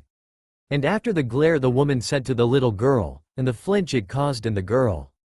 No, that flinch was definitely not normal, and it was definitely a really bad sign. The moment he saw the flinch, as well as the glare that had caused it, he instantly remembered the girl's reaction when she first saw him and how she had dived behind the couch in an attempt to keep herself safe from whatever it was that she thought he was going to do to her. When he had seen her dive behind the couch like that, it had made him a little suspicious, but now, with the little scene he had just witnessed, he just knew that something was up, and he intended to get to the bottom of it, now. Naruto, have you never seen tea before? He asked the girl gently, completely ignoring the caretaker while also making sure to keep his questions as seemingly harmless as possible. Surprisingly, that simple question had gotten an answer he would have expected to have to dig to get.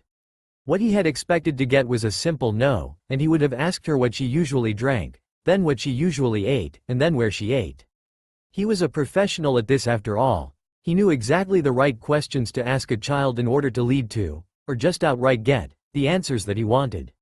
So it surprised him a great deal when the girl, with just his first simple question, gave him enough information to both make him furious at the orphanage, and to cause him to want to do a little looking around, aka, have a full-on raid of the orphanage itself. No, whenever I do get something to drink, it's usually an odd color and taste weird and makes me feel funny, but it doesn't look like this. This looks like the smelly stuff that usually seeps out of the pipes in the hole in the wall of the demon room, she said, looking into the cup in front of her, completely oblivious to the fact that she was, luckily, rambling slightly, and putting her tormentors in a shitload of trouble. All through the little girl's very short explanation, Ito was nearly having a heart attack. You didn't have to be a genius to know where this was leading, and you didn't have to even as smart as the village idiot to know that when you put the word demon in the same sentence as the name Naruto, you usually get the word execution, and not from the moron that said the first two either, and she seriously doubted that having the demon call her own room the demon room wouldn't have the same results as outright telling the girl she was the Kyuubi right in front of the Hokage himself. Demon room? Sarutobi asked as soon as the words had left Naruto's mouth, causing Ito to almost die right on the spot. Yeah, my room, it's what everyone calls it. I think it's because it's the smallest room and has all the broken glass in it. You know, it's funny how things work out. Most people don't realize it, but when someone is isolated for too long, they end up having one of two types of conversation habits. The first type, the most common type of conversation habits that come from too much isolation, is the silent conversation. People with this kind of conversation habit tend to not say very much, if they ever say anything at all. It's not that they don't want to talk, it's just that they aren't used to doing it, so they don't usually say much to people unless they're used to them. Now, that is the first type, and, sadly for the orphanage workers, caretakers, and owner, it isn't the one that Naruto has. No, for our little blonde heroine, we have the second type.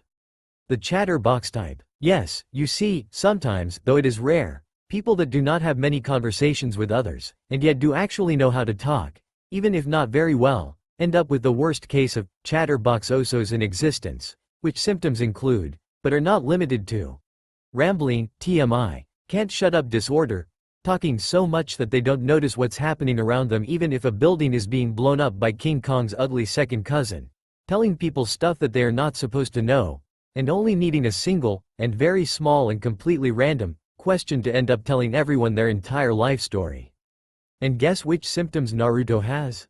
All of them. You see, almost as soon as Naruto started talking, Sarutobi had shot the Anbu that was in the room a look, which told said Anbu exactly what his new orders were.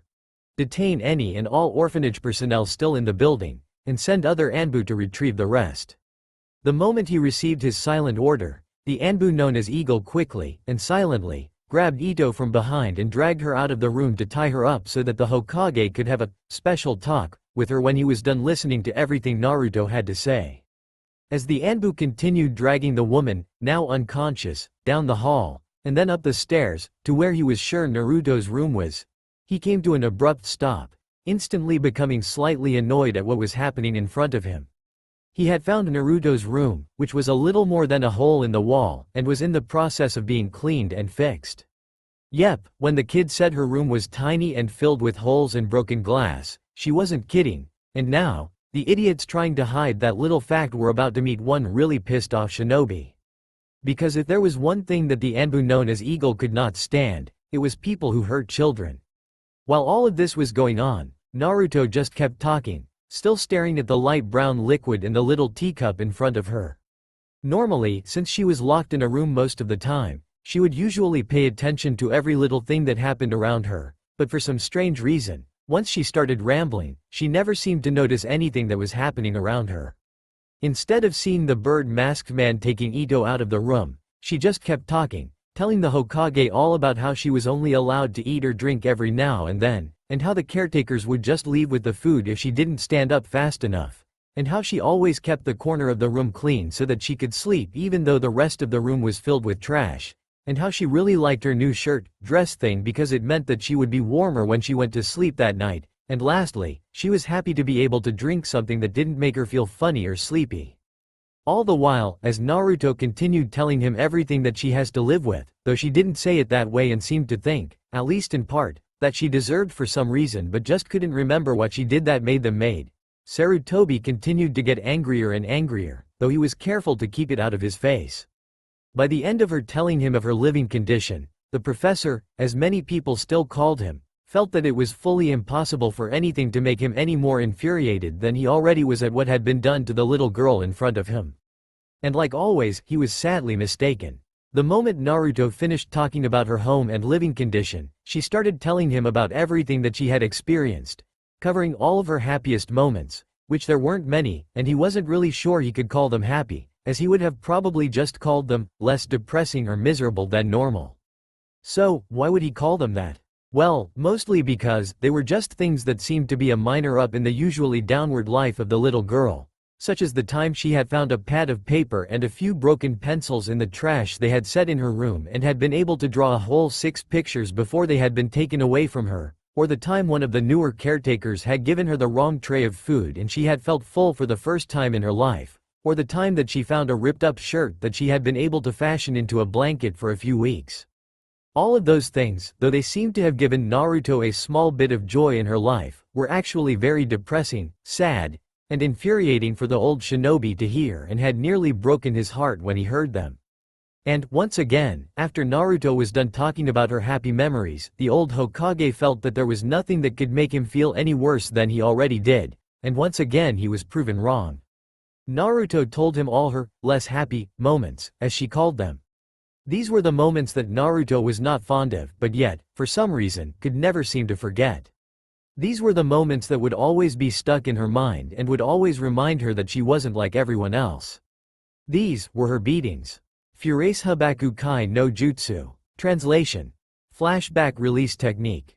After that, the funny old man had made the orphanage people disappear and had given Naruto her own apartment, which he told her was about halfway between his home and the Hokage Tower, which was where he ran the village from. He told her that he wanted her home to be there so that she could easily get to him whenever she needed him, no matter where he was. He also said that he had done this because the council wouldn't let him take her in, which made her feel sad.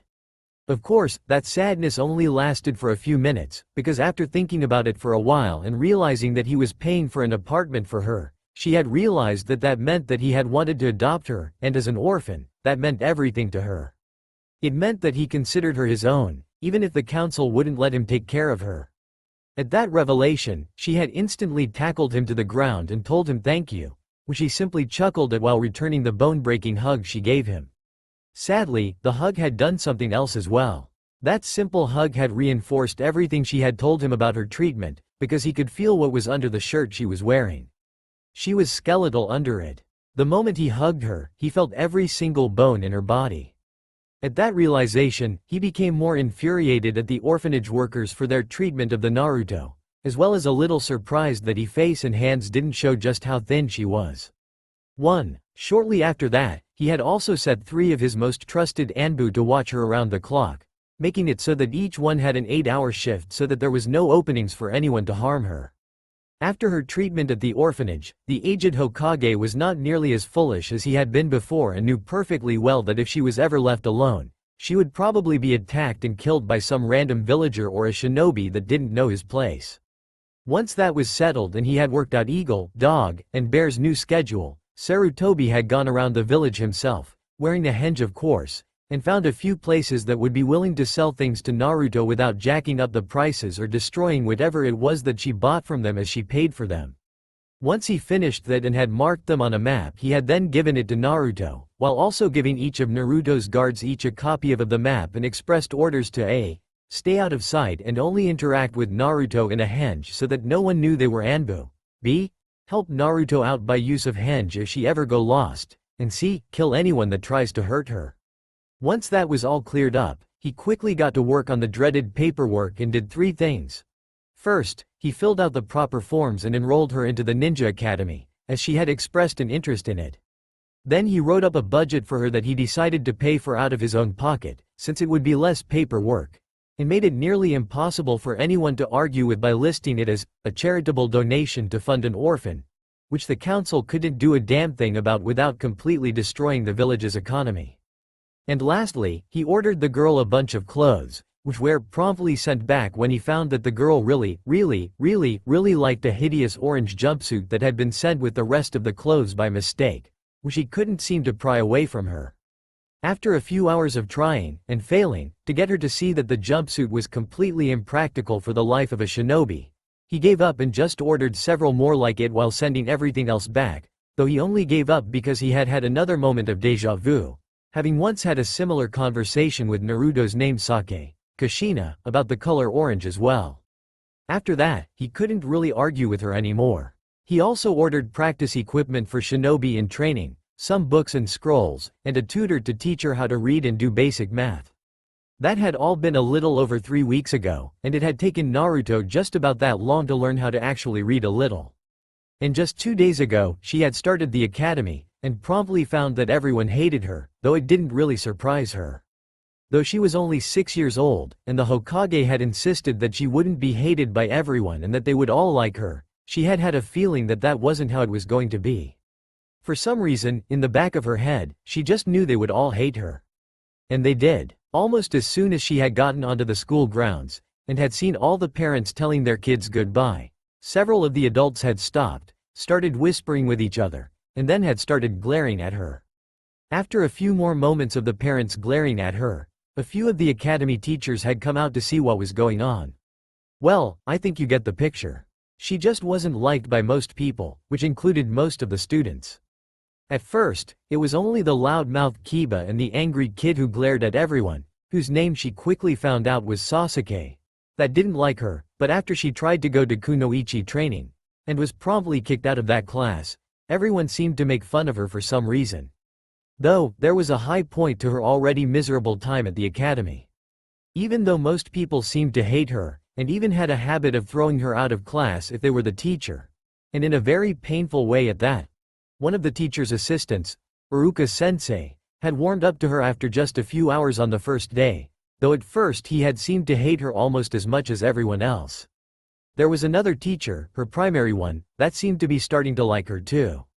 His name was Mizuki-sensei, and he had just started to actually help her earlier that day by giving her tips for studying and training, though they sounded a little weird to her.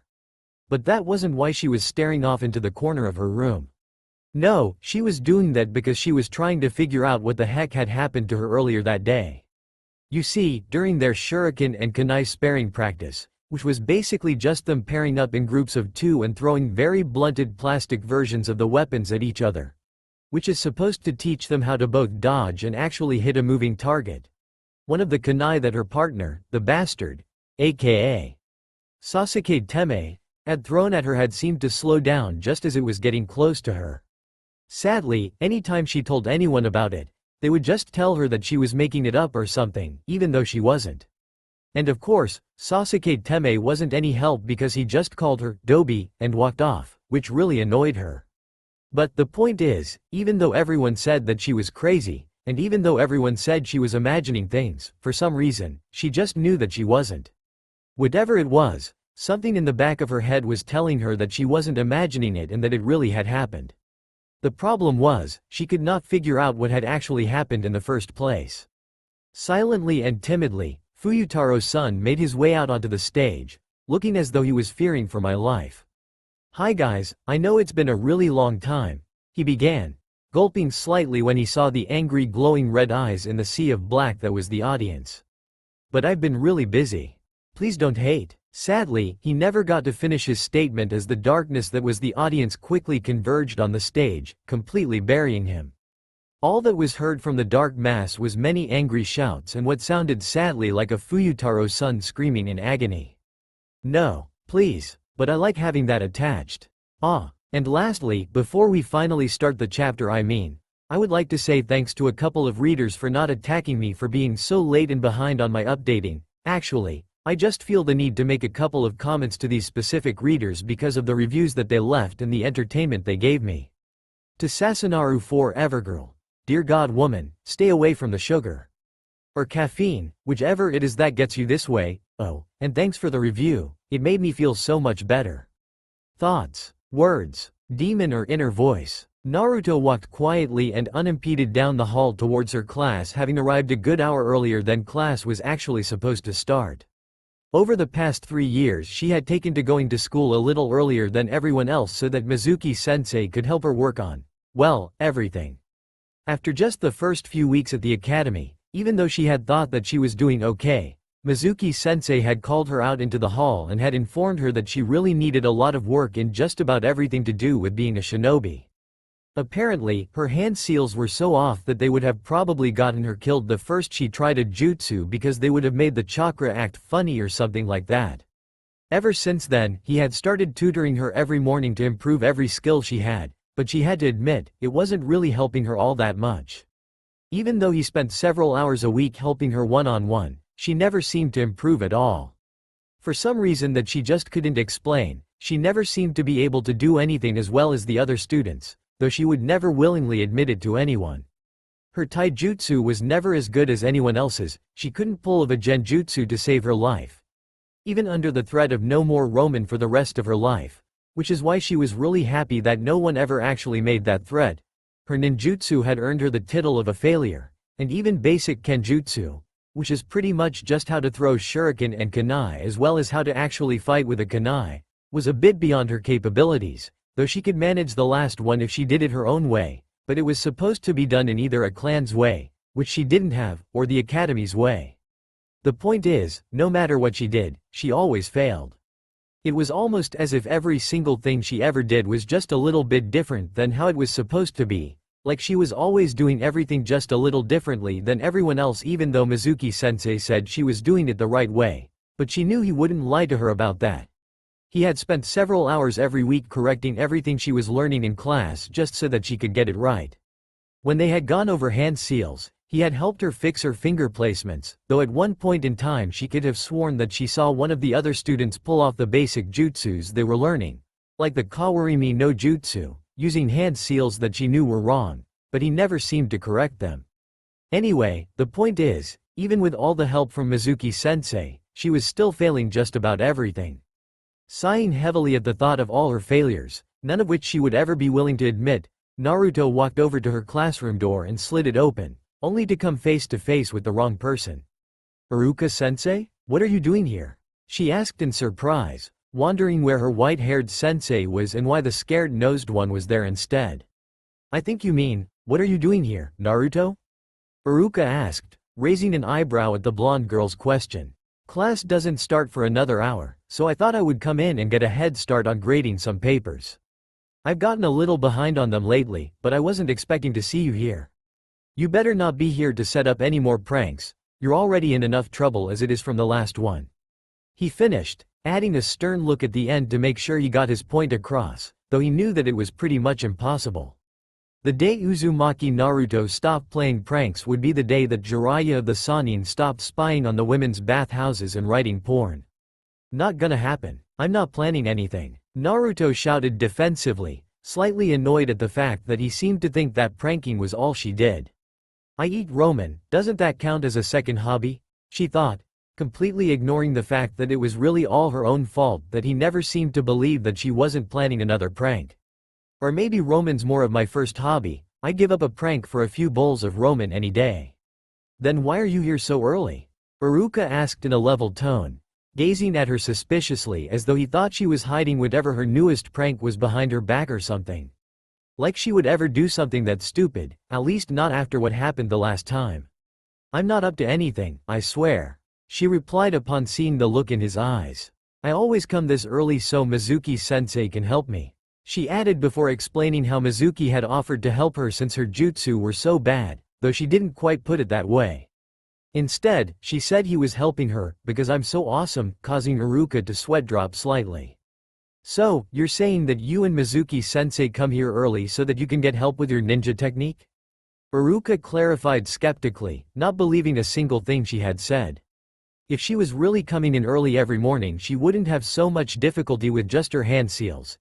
He thought, thinking that all her problems were probably because she was always goofing off and pulling pranks, much the same way he had when he was the class clown in his own academy days, and he seriously doubted that was going to change anytime soon.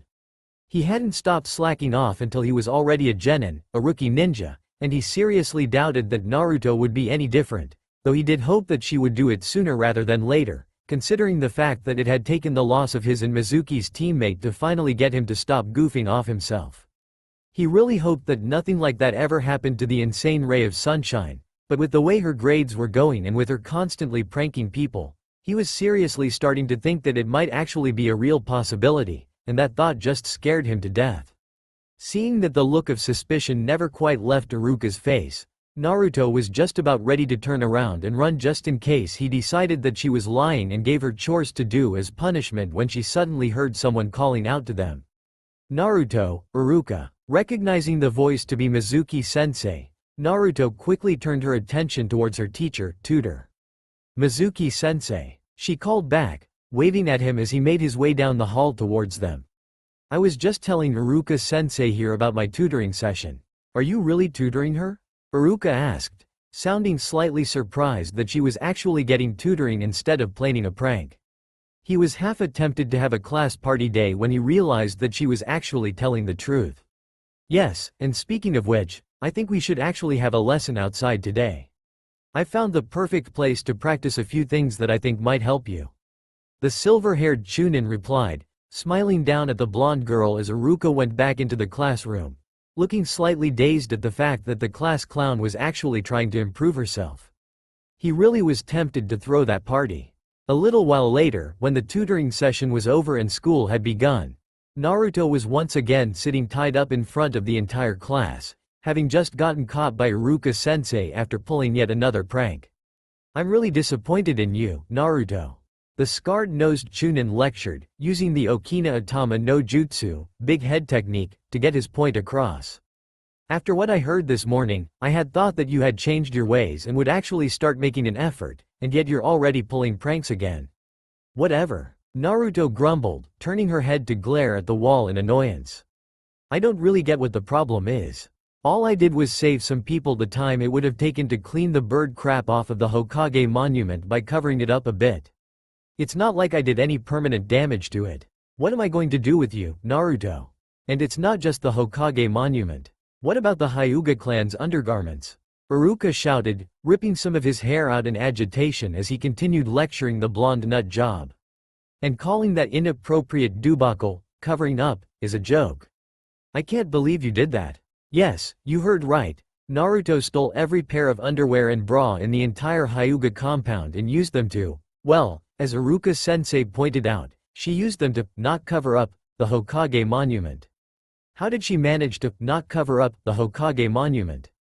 "Well, she sewed every single one of the garments together to make what could only be called the world's 4 biggest wander bras. Thank Kami that some of the Hyuga men apparently wear long johns under their robes, because she seriously doubted that she would have been able to manage it without them. It took her a little more than 20 long johns for each bra strap, and as there were 4 bras, that meant that she used 160 long johns. If it wasn't for the fact that the Hyuga clan was the largest clan in all of the shinobi nations, she probably wouldn't have been able to manage it.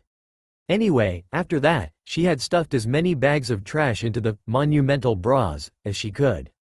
If anyone ever asked her how she managed to do all of that without anyone ever noticing her until she was finished, she would probably tell them that it was just luck, but in all honesty, it was actually thanks to one of the 3 jutsus she had created to aid her in her pranking over the years. The Asoko ni Miru no Jutsu. After years of having to deal with people interrupting her pranking, she finally had enough and created the Asoko ni Miru no Jutsu, or the "look over there" technique, which basically makes an object repel people's gaze for a few minutes. The only drawback that the technique seemed to have, as far as Naruto could tell, was that it only lasts about half a minute at a time, meaning that she had to constantly apply it again and again if she didn't want to get caught. It also didn't cover up sounds, smell, or chakra signatures, so she constantly risked getting caught if she was working with anything loud or smelly, which really sucked because she had gone through a short phase where almost all of her pranks involved a handkerchief, a pound of manure, and a wet cat, which meant she had had way too many close calls for her liking, though most people always just assumed that someone had just let out a silent but deadly one.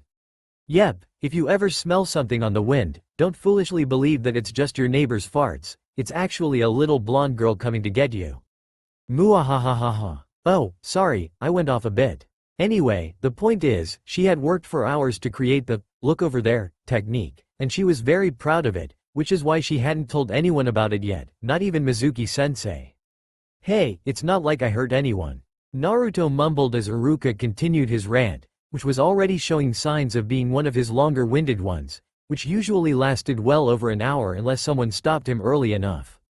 Luckily, Naruto's comment seemed to do the trick, because Iruka almost immediately stopped talking and glared at her for interrupting him. Not that he actually had any idea of what she said, it was just the principle of the matter. He was the teacher and she was the student, she wasn't supposed to interrupt him all the time like that. Alright, Naruto, if that's the way you want it. Iruka began, straightening up a bit and glaring down at her with a large angry tick mark on his forehead. Everyone, he shouted, pointing at the rest of the class. Outside, we're having a test today. What? An overly annoying voice shouted from somewhere near the back of the class, which was quickly accompanied by barking sound. Akamaru and his pet Nin Dumby. Akamaru, a small puppy with cute little brown ears, was the only nin animal in the class, unless you counted Aburame Shino's Kakaichu bugs. While Akamaru wasn't too bad, Naruto personally felt that getting too near his ever-present pet stupid person in training could cause just as much permanent damage as mustard gas could. Plus it could also cause you to lose any and all memories of your childhood. 2. Yep, he was definitely someone you wanted to stay away from if you ever wanted to be able to smell anything again without wanting to throw up. Poor Akamaru. Considering that a dog's sense of smell is way better, Naruto wasn't really sure just how much better it was. She just knew it was better by a lot. She was pretty sure that the dog probably had 1,001 times more difficulty handling his pet's smell than she did, and he had to live with him. Poor puppy, may his nose rest in peace. Great going Naruto. The blonde-haired blue-eyed banshee of the class, who just happened to be one of the two biggest I Want Uchiha babies Sasuke fangirl in the whole village, shouted as everyone made their way outside, completely cutting through Naruto's thoughts in the process. Yeah, thanks a lot, Naruto. This is all your fault. Screeched Banshee number 2, a girl with pink hair and emerald green eyes that Naruto didn't actually think was all that bad, so long as you ignored the fact that she just happened to be the other biggest I Want Uchiha babies Sasuke fangirl. Okay, so that wasn't completely true. She really was kind of bad now, but she hadn't always been that way. When Naruto had first met her shortly after getting out of the orphanage, before she had actually started at the ninja academy, she had actually been pretty nice. The two of them had met at the park, which was actually Naruto's first time at a park in her entire life. When Naruto had gotten there, she had been so excited, having heard all the other orphans talking about it. Of course, she had only heard them through the door that connected the hall to her, as she had taken to calling it whenever she thought about her old life over the past few years, cage. Sadly, that excitement quickly gave way to anger when she saw several kids picking on a pink-haired girl with a slightly oversized forehead. They were all gathered around her, which made it slightly difficult to see her completely, and were laughing at her and insulting her about her forehead. When one of the kids threw sand in her eyes, Naruto practically lost it, having had to deal with that almost all of her life whenever someone came into her cage. She had spent several weeks before enjoying life without being picked on, and it had made her realize that no one, and she did mean no one, ever deserved to be treated like dirt. So, seeing several people being cruel to the pink-haired girl just didn't sit well with her. So, Naruto, being the blonde-haired goof that she had proven herself to be, went over and got the group to leave Sakura alone, though she did manage to get a few bruises for her effort. Anyway, the point is, after that, the two girls had become friends, but, a few days later, when she had started at the ninja academy, that all pretty much changed.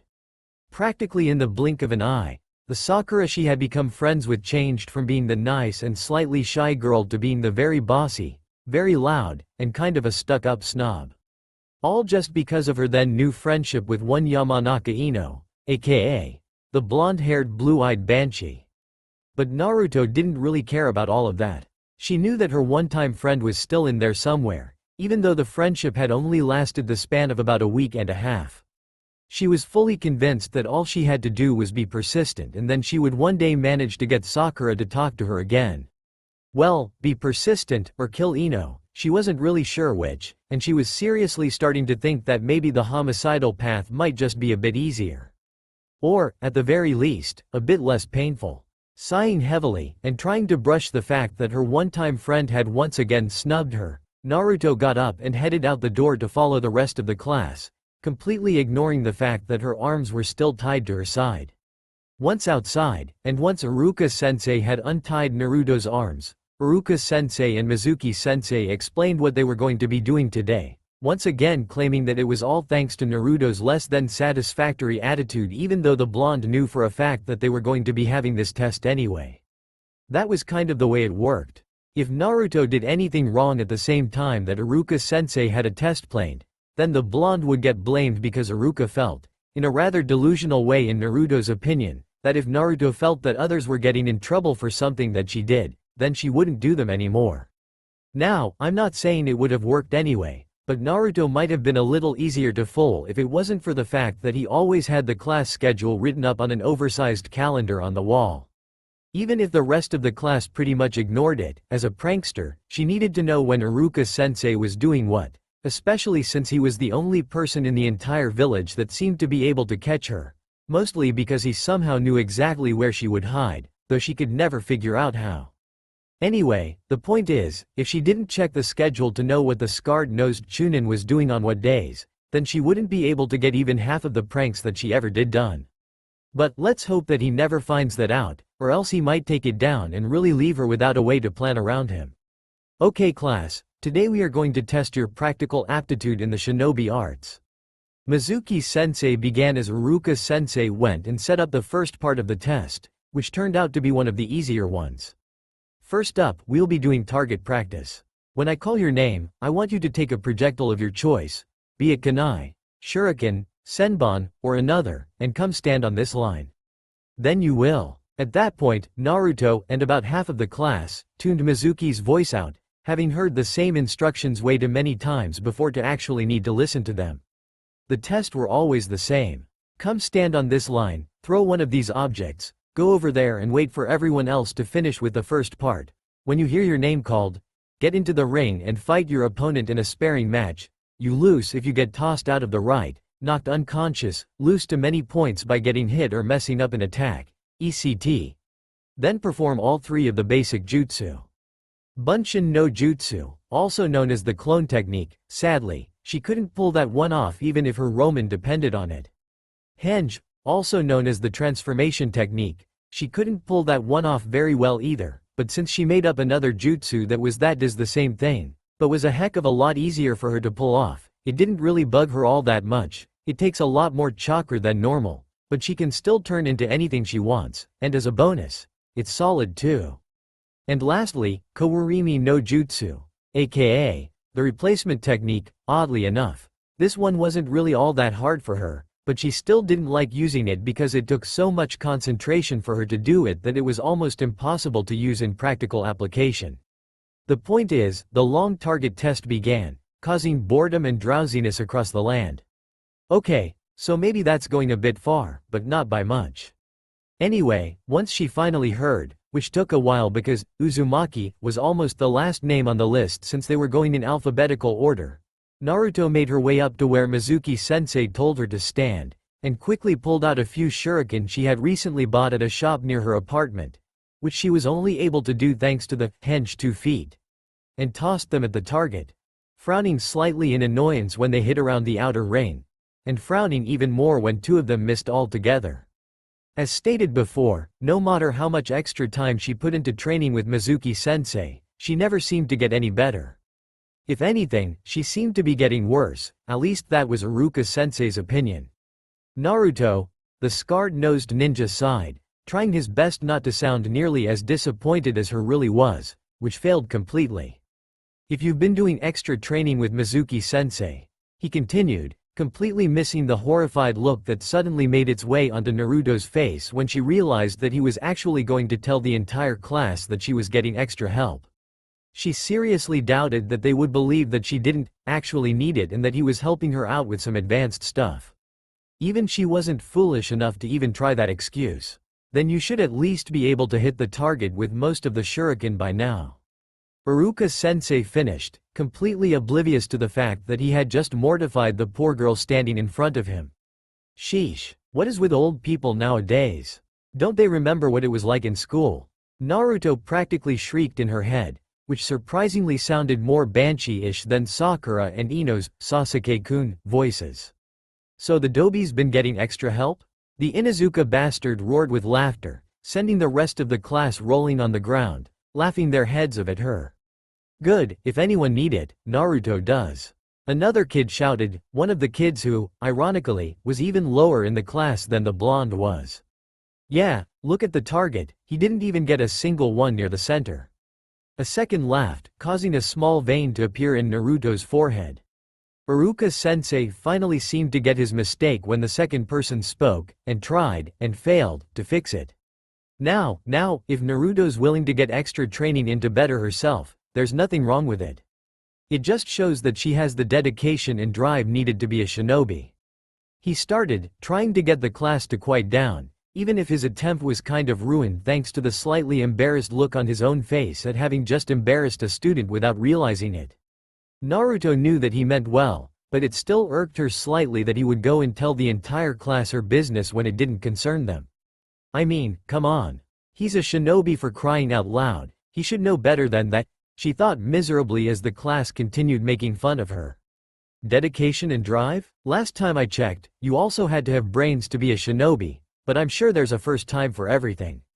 This last comment, unfortunately for the speaker and the other two idiots that had spoken before her, caused Naruto to notice something that made her smirk slightly. I'm sorry, but... Naruto started, turning her full attention on the three kids who had just gotten themselves dubbed the permanent prank target group.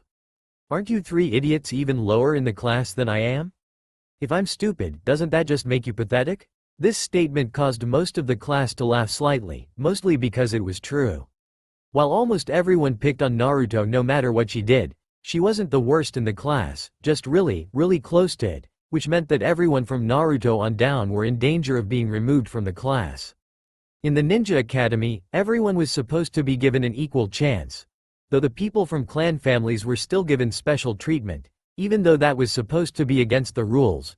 But, once you proved that you have absolutely no talent, or at the very least no drive, they gave you the boot and told you to either put more effort into it next time, or not to come back. As it was, almost half the class was just about to be cut at the end of the week, and Naruto just happened to be smack dab in the middle of the list of students.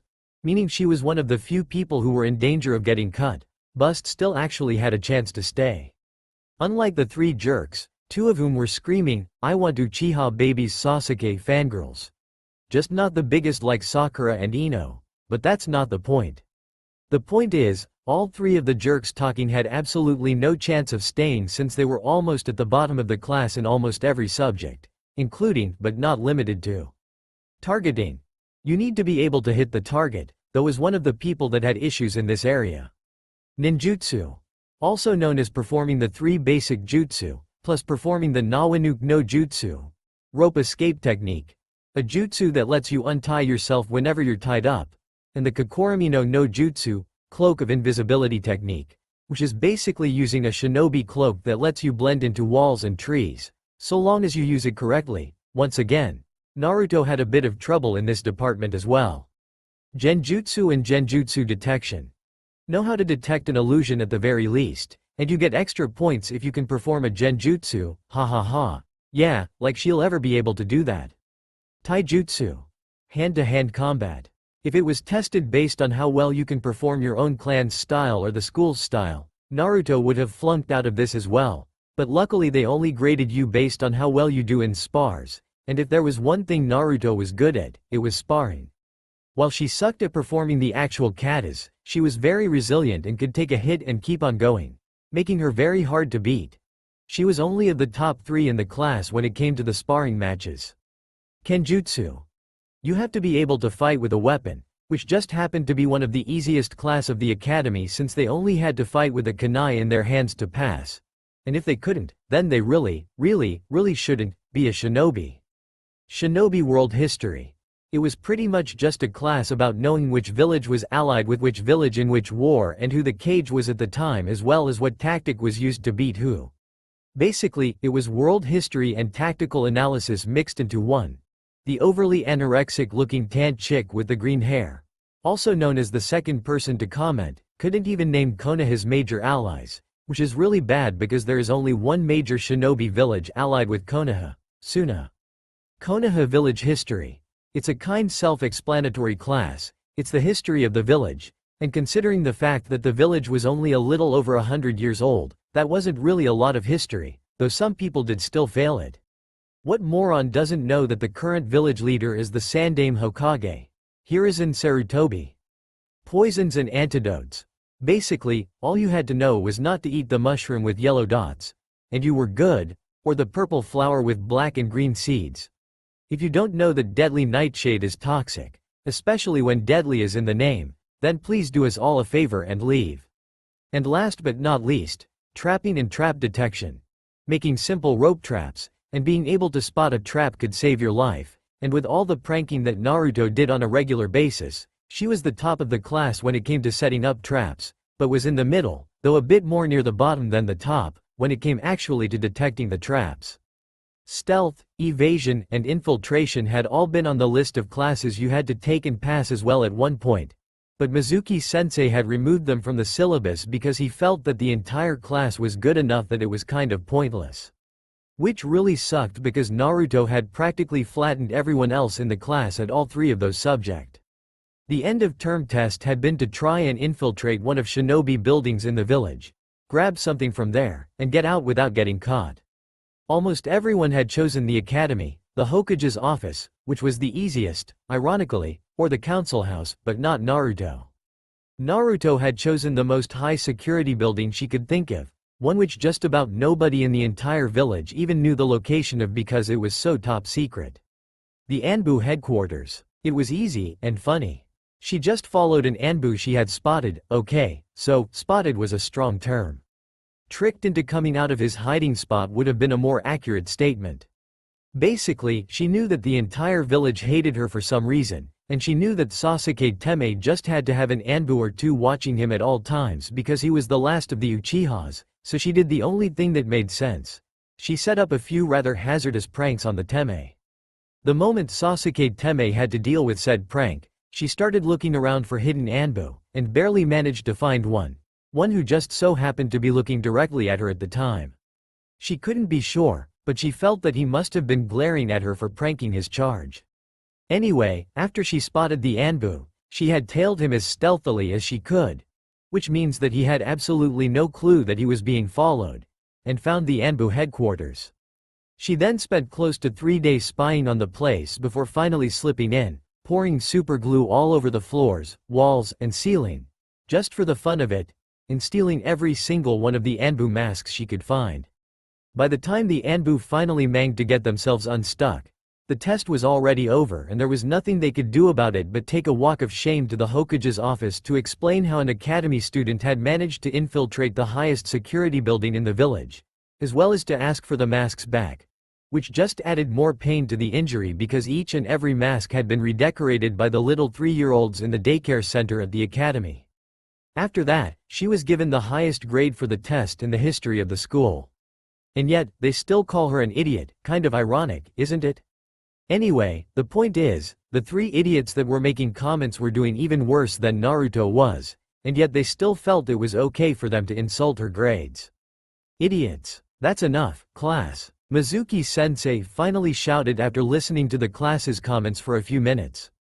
Everyone, get back to where you're supposed to be and stay quiet, in case you have forgotten, this is a test.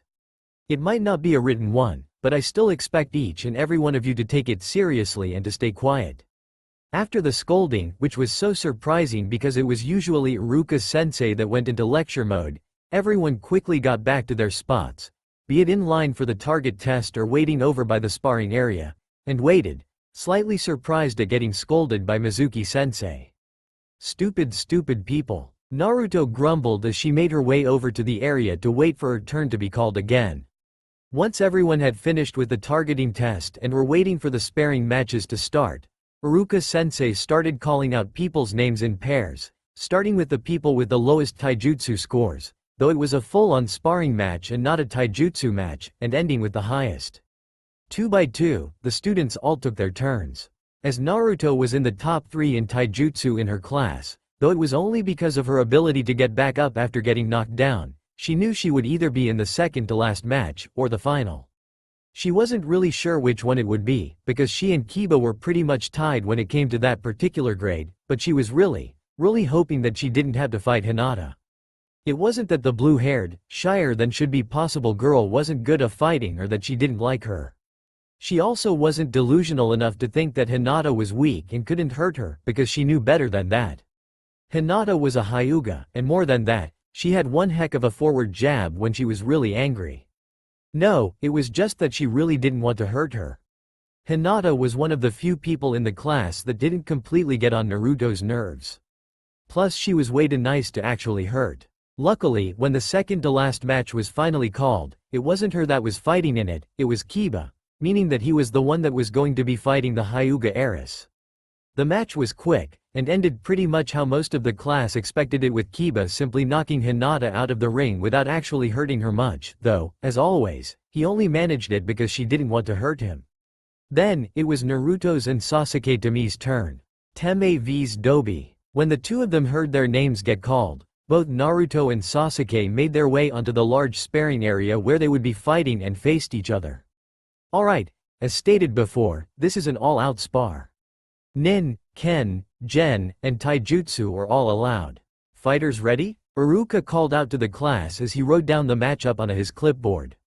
Begin. As soon as the two fighters were given the signal, Naruto quickly tossed a few shuriken at Sasuke, which he easily deflected before charging at her, attempt to take her head off with a rather dangerous high kick. Ducking under the kick, Naruto quickly rolled to the side before whipping out one of her legs in an attempt to swipe the raven-haired shinobi in training's legs out from under him. Unfortunately, though she was considerably faster than he was due to all the times she had to escape both Anbu after her pranks and angry mobs from time to time. Though it would probably take Kami herself to get anyone to admit that she was faster than the Teme, she only managed to clip the heel of Sasuke's left foot as he jumped over her leg. On his way back down to the ground, Sasuke lashed out his leg and tried to slam the heel of the same foot she had hit into her stomach, only to miss when she once again rolled out of the way.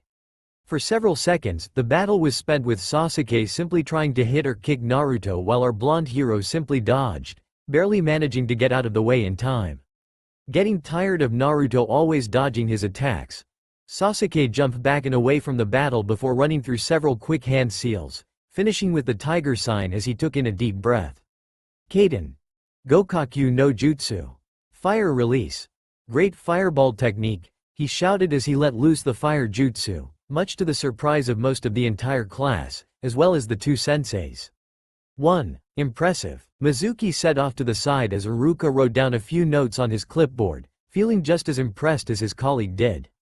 To have learned a technique like that at such a young age. Iruka trailed off, completely amazed at what Sasuke had just done. Their surprise at what Sasuke had just done was quickly overshadowed by the surprise they felt at what happened next. It was one thing for the Uchiha survivor, a prodigy, to do something so advanced, but what Naruto did really surprised them.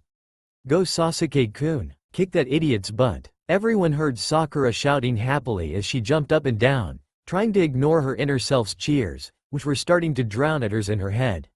Seeing the large ball of fire coming straight towards her, Naruto quickly ran through a set of her own hand seals, deciding to use one of her own ninjutsus. Dog, boar, tiger, snake, boar, tiger, she mumbled quietly as she ran through each seal before finally finishing with the tiger seal and shouting her jutsu. Asoko ni mieru no jutsu. Look over there jutsu. As soon as the words were out of her mouth, she quickly dove to the side and rolled out of the way before jumping back to her feet while everyone was watching the fireball slam into the very same spot that she had been standing on just moments before. Thanks to her Asoko ni Miru no Jutsu and the fact that only an idiot would actually stare into a burning flame, everyone thought that Naruto had gotten hit with the jutsu. Since she was now practically invisible, she could just run up to Sasuke and knock his lights out for trying to turn her into a serving of extra crispy barbecue. And that's exactly what she did.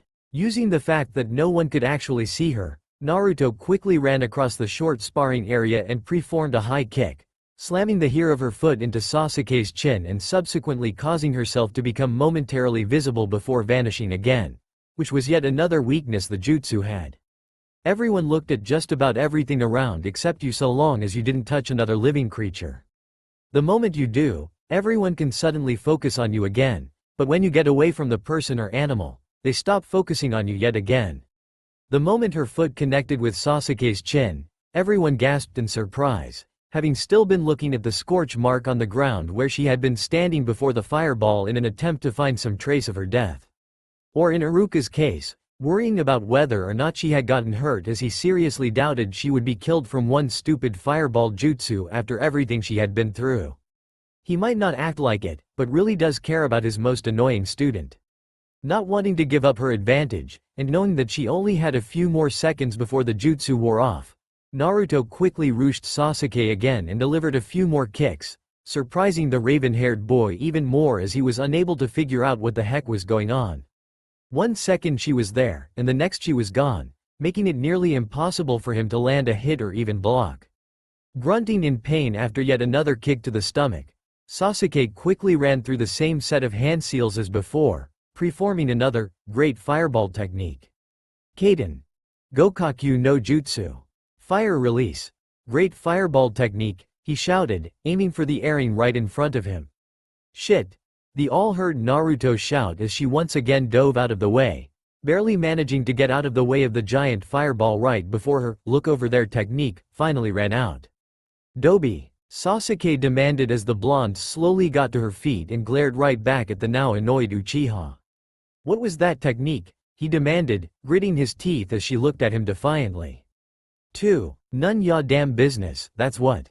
She said flatly, refusing point blank to tell the spoiled little brat about her jutsu. She created it, and there was no way she was about to give it up to anyone, dang it. Tell me how you did that, now. He shouted at her, getting more and more angry at the fact that she was almost completely ignoring him now and was simply looking at her nails instead of paying him any attention. She grunted, looking away from her hands to look over at him. Did you say something? Naruto's laid-back attitude, along with her question, caused both of the Chunin present to sweat drop slightly. Just about every single shinobi in the village had seen Maida Guy and Hitaki Kakashi in action, and Naruto's was eerily similar to that of what Kakashi would have said if he was in the same situation as the blonde was now. It was so similar that it caused a slight feeling of déjà vu for the two Chunin. Hey, don't ignore Sasuke-kun like that. Sakura and Ino shouted angrily at the orange-clad girl, clearly angry at the fact that she had ignored their crush. 2. Gritting his teeth and feeling more than just a little angry at having his demands brushed off so easily like that, Sasuke quickly launched into attack once again. This time, when he attacked, he threw several kunai and shuriken while going in for right feint and a left punch to the blonde's face in an attempt to knock her off balance. Unlike the previous time, Naruto was having a bit of difficulty dodging Tomi's attacks. It seemed that his anger was helping him move a little faster than before, and though it wasn't by much, it was just enough to make it nearly impossible for her to dodge. The only reason she had been able to dodge his moves before had been because of the fact that she was so much faster than him, but with the added boost in speed his anger seemed to give him, along with his superior taijutsu, his hits were getting closer and closer to landing a hit, until finally. Yeah, go Sasuke-kun. The pink-haired and blonde-haired banshees screeched in unison as the crush finally landed a solid hit to the side of Naruto's face. I knew that blonde baka couldn't be as good as my Sasuke-kun. The technique before must have just been a freak accident. He probably just messed up some jutsu he saw someone else perform and it turned him invisible for a minute or something. Sakura shouted, getting a nod from the other fangirls. Yeah, there's no way my Sasuke-kun could get tricked by something like that.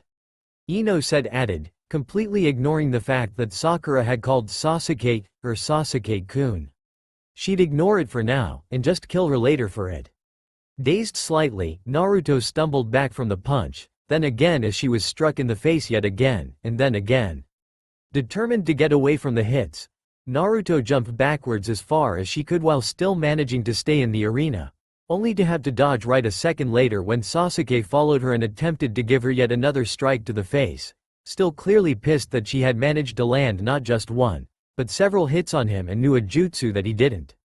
This time as Naruto dodged to the side, instead of Sasuke following her, He jumped back as well, putting a little bit of space between them as he started breathing hard, clearly winded from keeping up with her superior speed. Only feeling slightly winded due to her abnormal stamina, Naruto took the opportunity of her short reprieve to look around, only to find that she was standing on the very corner of the large square sparring area with Sasuke standing directly diagonally from her, making it quite clear that she was utterly and completely trapped. Well, this totally blows. The blonde sighed mentally as she quickly started running through the hand seals necessary for her "look over there" jutsu. Sadly, she didn't get the chance to complete the jutsu as Sasuke quickly tossed each and every single kunai and shuriken that he had at her, clearly not wanting to let her get the chance to preform any jutsu as he wasn't really sure what the heck she could do and wasn't at all to keep on the idea of having a repeat of the invisible fight that they had had before. Seeing the practical wall of weapons coming straight forward, Naruto froze in surprise, having not been expecting it, and being a little intimidated by the sheer amount of weapons that were now flying at her. How the heck can he carry that many? Or throw that many at once, for that matter? Smirking slightly at his supposed victory, Sasuke was in for yet another rude awakening when, instead of the throwing weapons slamming into Naruto, they went around her. And not the normal way either. Yes, I know you've been waiting for it, finally, the first part of her Kekkei Genkai. It would have been normal if they had simply been aimed at the area around her, or simply misthrown, but that wasn't the case. No, each and every one of the weapons had been right on target. The problem was, when the weapons had gotten close enough to her, they had all acted as though the wind had changed their projection or something, and it had happened in a complete sphere. Right as they were about to hit her, the kunai and shuriken had slowly arched away from and around her in the shape of a sphere before shooting off in random directions, leaving the blonde completely unharmed. Everyone was surprised at what they had just seen. Yet again, Naruto hadn't just gotten out of the way of Sasuke's attack, the blonde had done it in a rather amazing way. No fair. That's totally cheating. She should be disqualified. 2 guesses as to who it is? Though Iruka was just as surprised and dazed as everyone else was, his teaching instincts made it impossible for him to ignore the pink-haired girl's outburst like that. Hirono Sakura was yet another student he seriously feared for if she ever managed to become a ninja. Her fangirl attitude would one day get her killed if he didn't do something about it, and he was determined to not let that happen, just as he was determined not to let Naruto get himself killed either. "Sakura," he began, getting the girl's attention.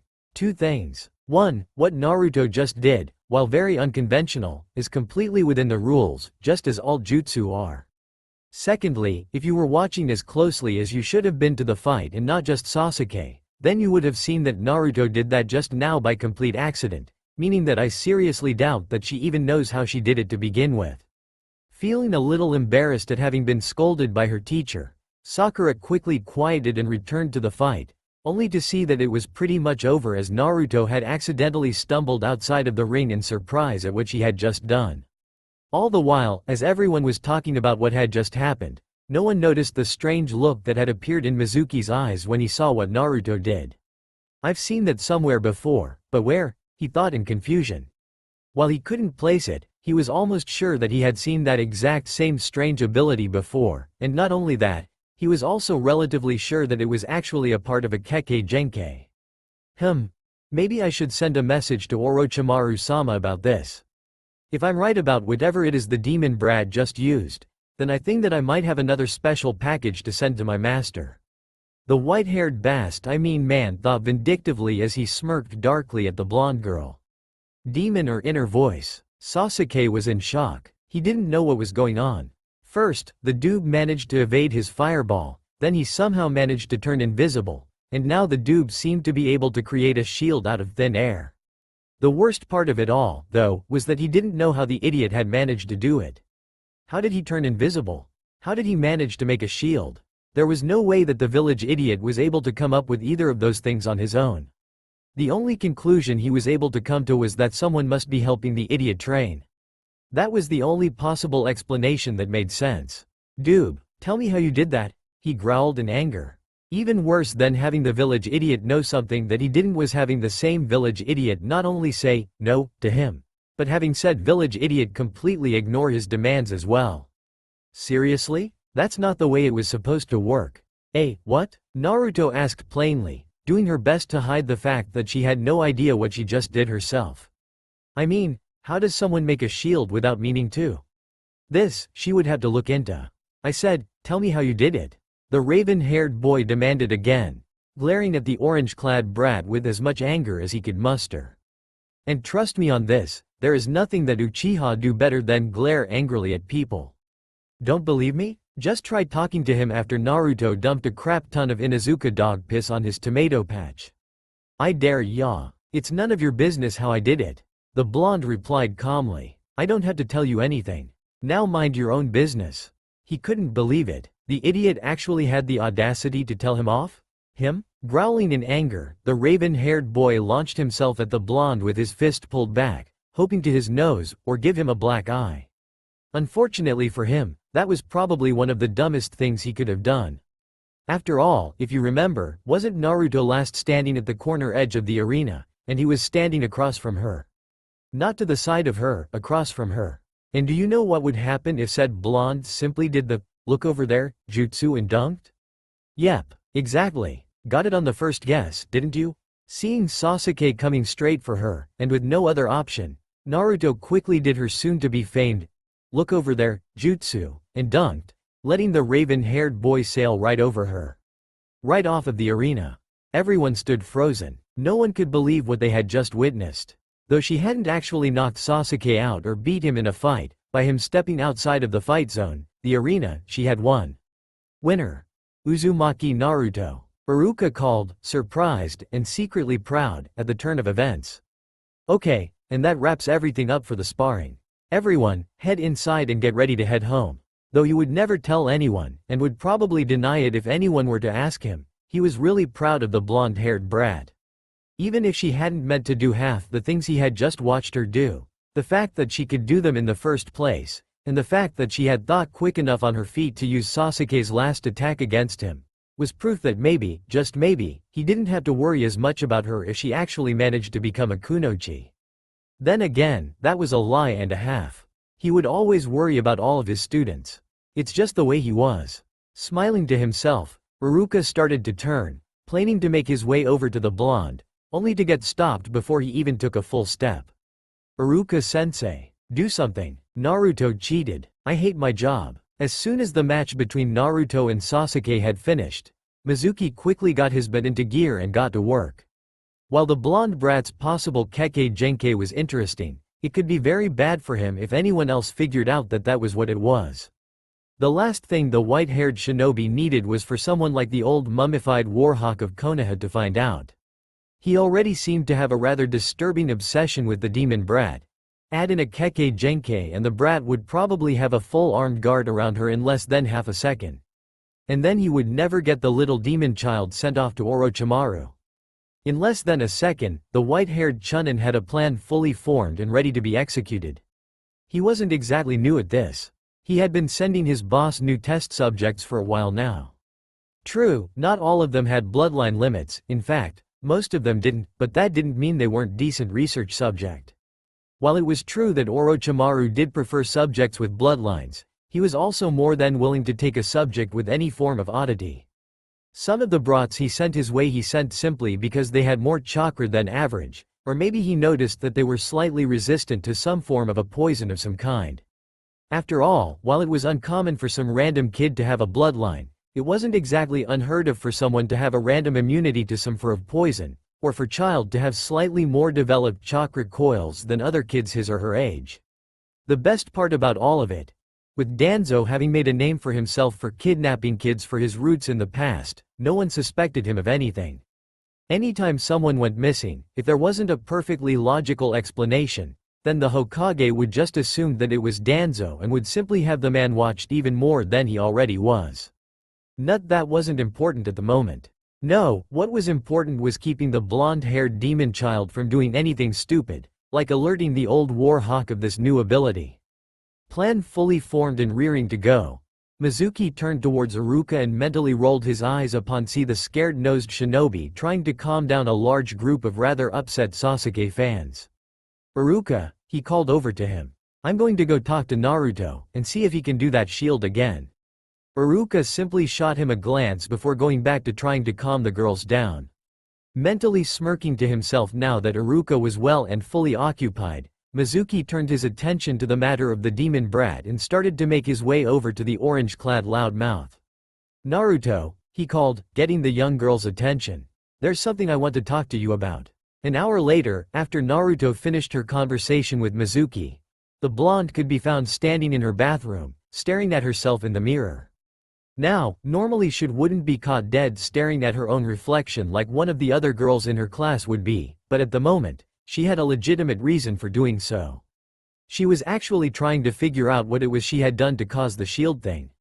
After talking to Mizuki-sensei, where he basically just told her that real shinobi keep their techniques hidden so that they could take their enemies by surprise, she had quickly headed home, planning to start her own, super awesome Uzumaki training of awesomeness, or Hirsata for short.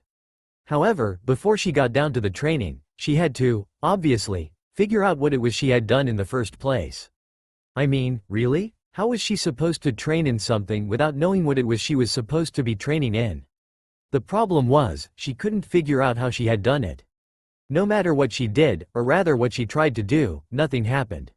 She couldn't figure it out, and she was really starting to get annoyed.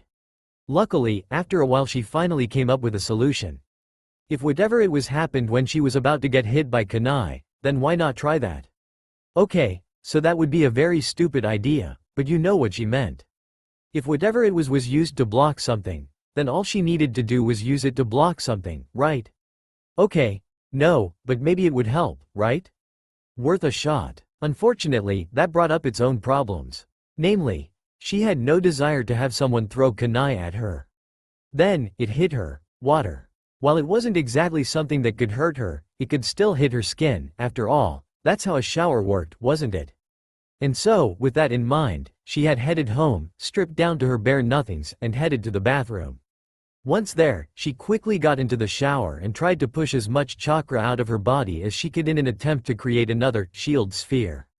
And it was then that she noticed something that she had never noticed before. A shit ton of seals. On her arms, on her stomach, the back of her hands, and even on her forehead, though she didn't see that one until she took a look in the mirror, there were seals everywhere. The spiraled one on her stomach seemed to be the largest of them, though the zigzagging ones on both of her arms seemed to be trying to compete with it for that title. Seriously, how the flap monkeys did she never notice all the seals all over her? Shocked at seeing the seals all over her, Naruto could do little more than stare down at her own body in surprise and amazement. In her surprise, she stopped channeling chakra through her body, causing the seals to all quickly fade away. Blinking down at them in surprise, it took her a second to realize that it was because of the chakra that they had even been visible to her in the first place. It seemed that without the chakra the seals would hide themselves, but with it they would show. Saving that bit of information for later, she quickly started channeling chakra again, and watched in amazement as they reappeared. Without thinking about, she slowly brushed her hands daftly over the seals in shock, unsure of whether or not she should be horrified. Who the hell knows what these things did? However, it was while she was running a hand over the seal on her right forearm that things took a turn down the emotional life-changing kind of path. As soon as her hand touched the seal, her fingers barely ghosting over the surface, the seal lit up and promptly started to spark. Panicking at what was happening, Naruto held her arm as far away from the rest of her body as she could and opened her mouth to give a horrified, terrified scream. Just as the scream reached her lips, the seal on her arm stopped sparking and a large grown man-sized scroll came shooting out of it like a cannon, slamming her in the face and knocking her to the shower floor. Dazed at the sudden impact, it took her a few minutes to shake it off and push the large scroll off of her. Staring down at it with the water from the shower still pelting her, she could, once again, do nothing but stare in shock at the sight before her. The scroll was massive. The scroll in question was at least the size of a grown man in length from end to end, and at least 1.5 feet, 1/2 meter, thick. "Holly Hokage," she whispered in shock. Blinking blankly at the scroll, she simply sat and stared at it for several minutes, before finally realizing that water was still pelting it from the shower. "Crap," she gasped, jumping up as quickly as she could without falling and moving to turn the water off. The moment the water was off, she turned towards the scroll and quickly started inspecting it for damage, only to reel back at what she found. It was dry. She wasn't sure how, but the scroll was completely dry. There wasn't even the slightest bit of water damage on it. It was almost as if the water had simply moved around it, or maybe simply slid right off. Either way, the point was that the scroll seemed to be completely fine. However, there was one thing that wasn't completely fine. While searching the scroll for damage, Naruto had come across something she hadn't noticed before. A letter. A letter with delicate loopy writing on it. A letter with delicate loopy writing on it that was very clearly addressed to her. To my dearest Naruto. And it was that that led Naruto to standing in front of her mirror, staring at her own reflection, trying to convince herself to open the small, slightly damp, white envelope in her hands. If someone were to ask her why she wasn't able to open the envelope, she wouldn't really have an answer for them. It wasn't that she didn't want to know what was written in it, it was more the what-ifs that were terrifying her. She just knew that the letter was important to her. She would love to claim that she didn't know how she knew, but that would be a bold-faced lie. After all, if you found a scroll sealed inside you with a letter saying, "To my dearest blah," it would be pretty obvious that it was important, wouldn't it? But, at least, if she pretended that she didn't know how she knew it was important, then she could just brush it off as her imagination, couldn't she? But sadly, she couldn't bring herself to do that, and that was a large part of the problem. With the letter writer calling her their dearest Naruto, and with it obviously being sealed in her for her, that meant that someone, most likely close to her in some way, had written it, and as she didn't know anyone who would, that left only a few small guesses as to who it was. And one of those possibilities was very terrifying. Family. There was a small chance, and only a small chance, that the letter was from her family, from before she ended up in the orphanage. Steeling her resolve, slowly, ever so slowly, broke the seal on the letter, hoping that the water hadn't made it unreadable, all the while fearing what it was she would find in it if it was still readable. Not letting her resolve break, though it was desperately trying to, Naruto unfurled the letter and began to read it. The header of the letter was similar to the address on the front of the envelope, but with a few small differences. Namely that it didn't refer to her by name, but rather by something else. My dearest baby girl. She paused, a strange shiver of unease and sadness rolling down her spine as her subconscious quickly processed the words she had just read and came to three conclusions. Firstly, only a woman would write an opening to a letter that way, either that or an overly formal man, which obviously meant that the writer of the letter was a woman, as she seriously doubted anyone so formal would ever have written to her. Even her Gigi didn't write so formally. Secondly, the scroll had been sealed within her and was addressed to the woman's baby girl, which implied that the woman in question was writing to her daughter, which could only mean that it was her mother. Thirdly, and much more importantly, the way the introduction was written, "My dearest daughter," suggested that the woman cared very deeply for her child. Naruto was loved. Her mother, and quite possibly her father as well, had loved her.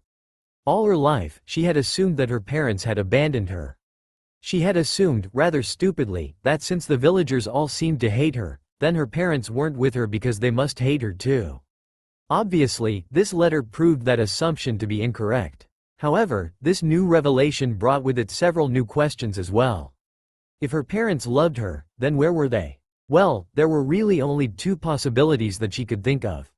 Either they were dead, something that she sadly really hoped for considering what the alternative was, or they were imprisoned, something that she knew from experience was completely horrible. She had experienced what it felt like to live your life caged away in a small room, and she truly wouldn't wish on her greatest enemy. Though, she wasn't really sure if it would be so bad if someone caged Sasuke Teme away. At least then, he wouldn't be able to annoy her anymore. Well, maybe the letter will tell me, she thought, turning her full attention back to the letter to read what it had to say. Sadly, the very first line she read was definitely informative about something, just not what she was hoping for.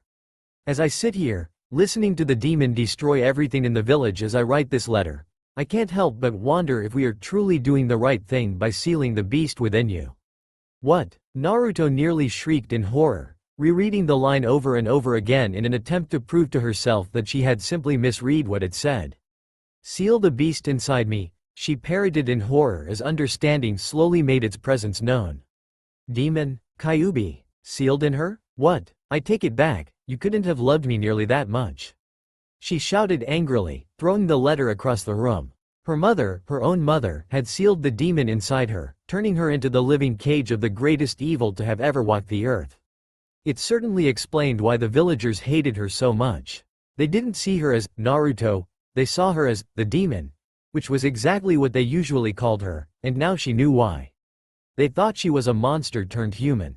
Every single person, except for maybe a handful of people, thought of her as the demon that gave them all nightmares. To them, she deserved every bit of their torment. And what's worse, the letter had said, "We, not I."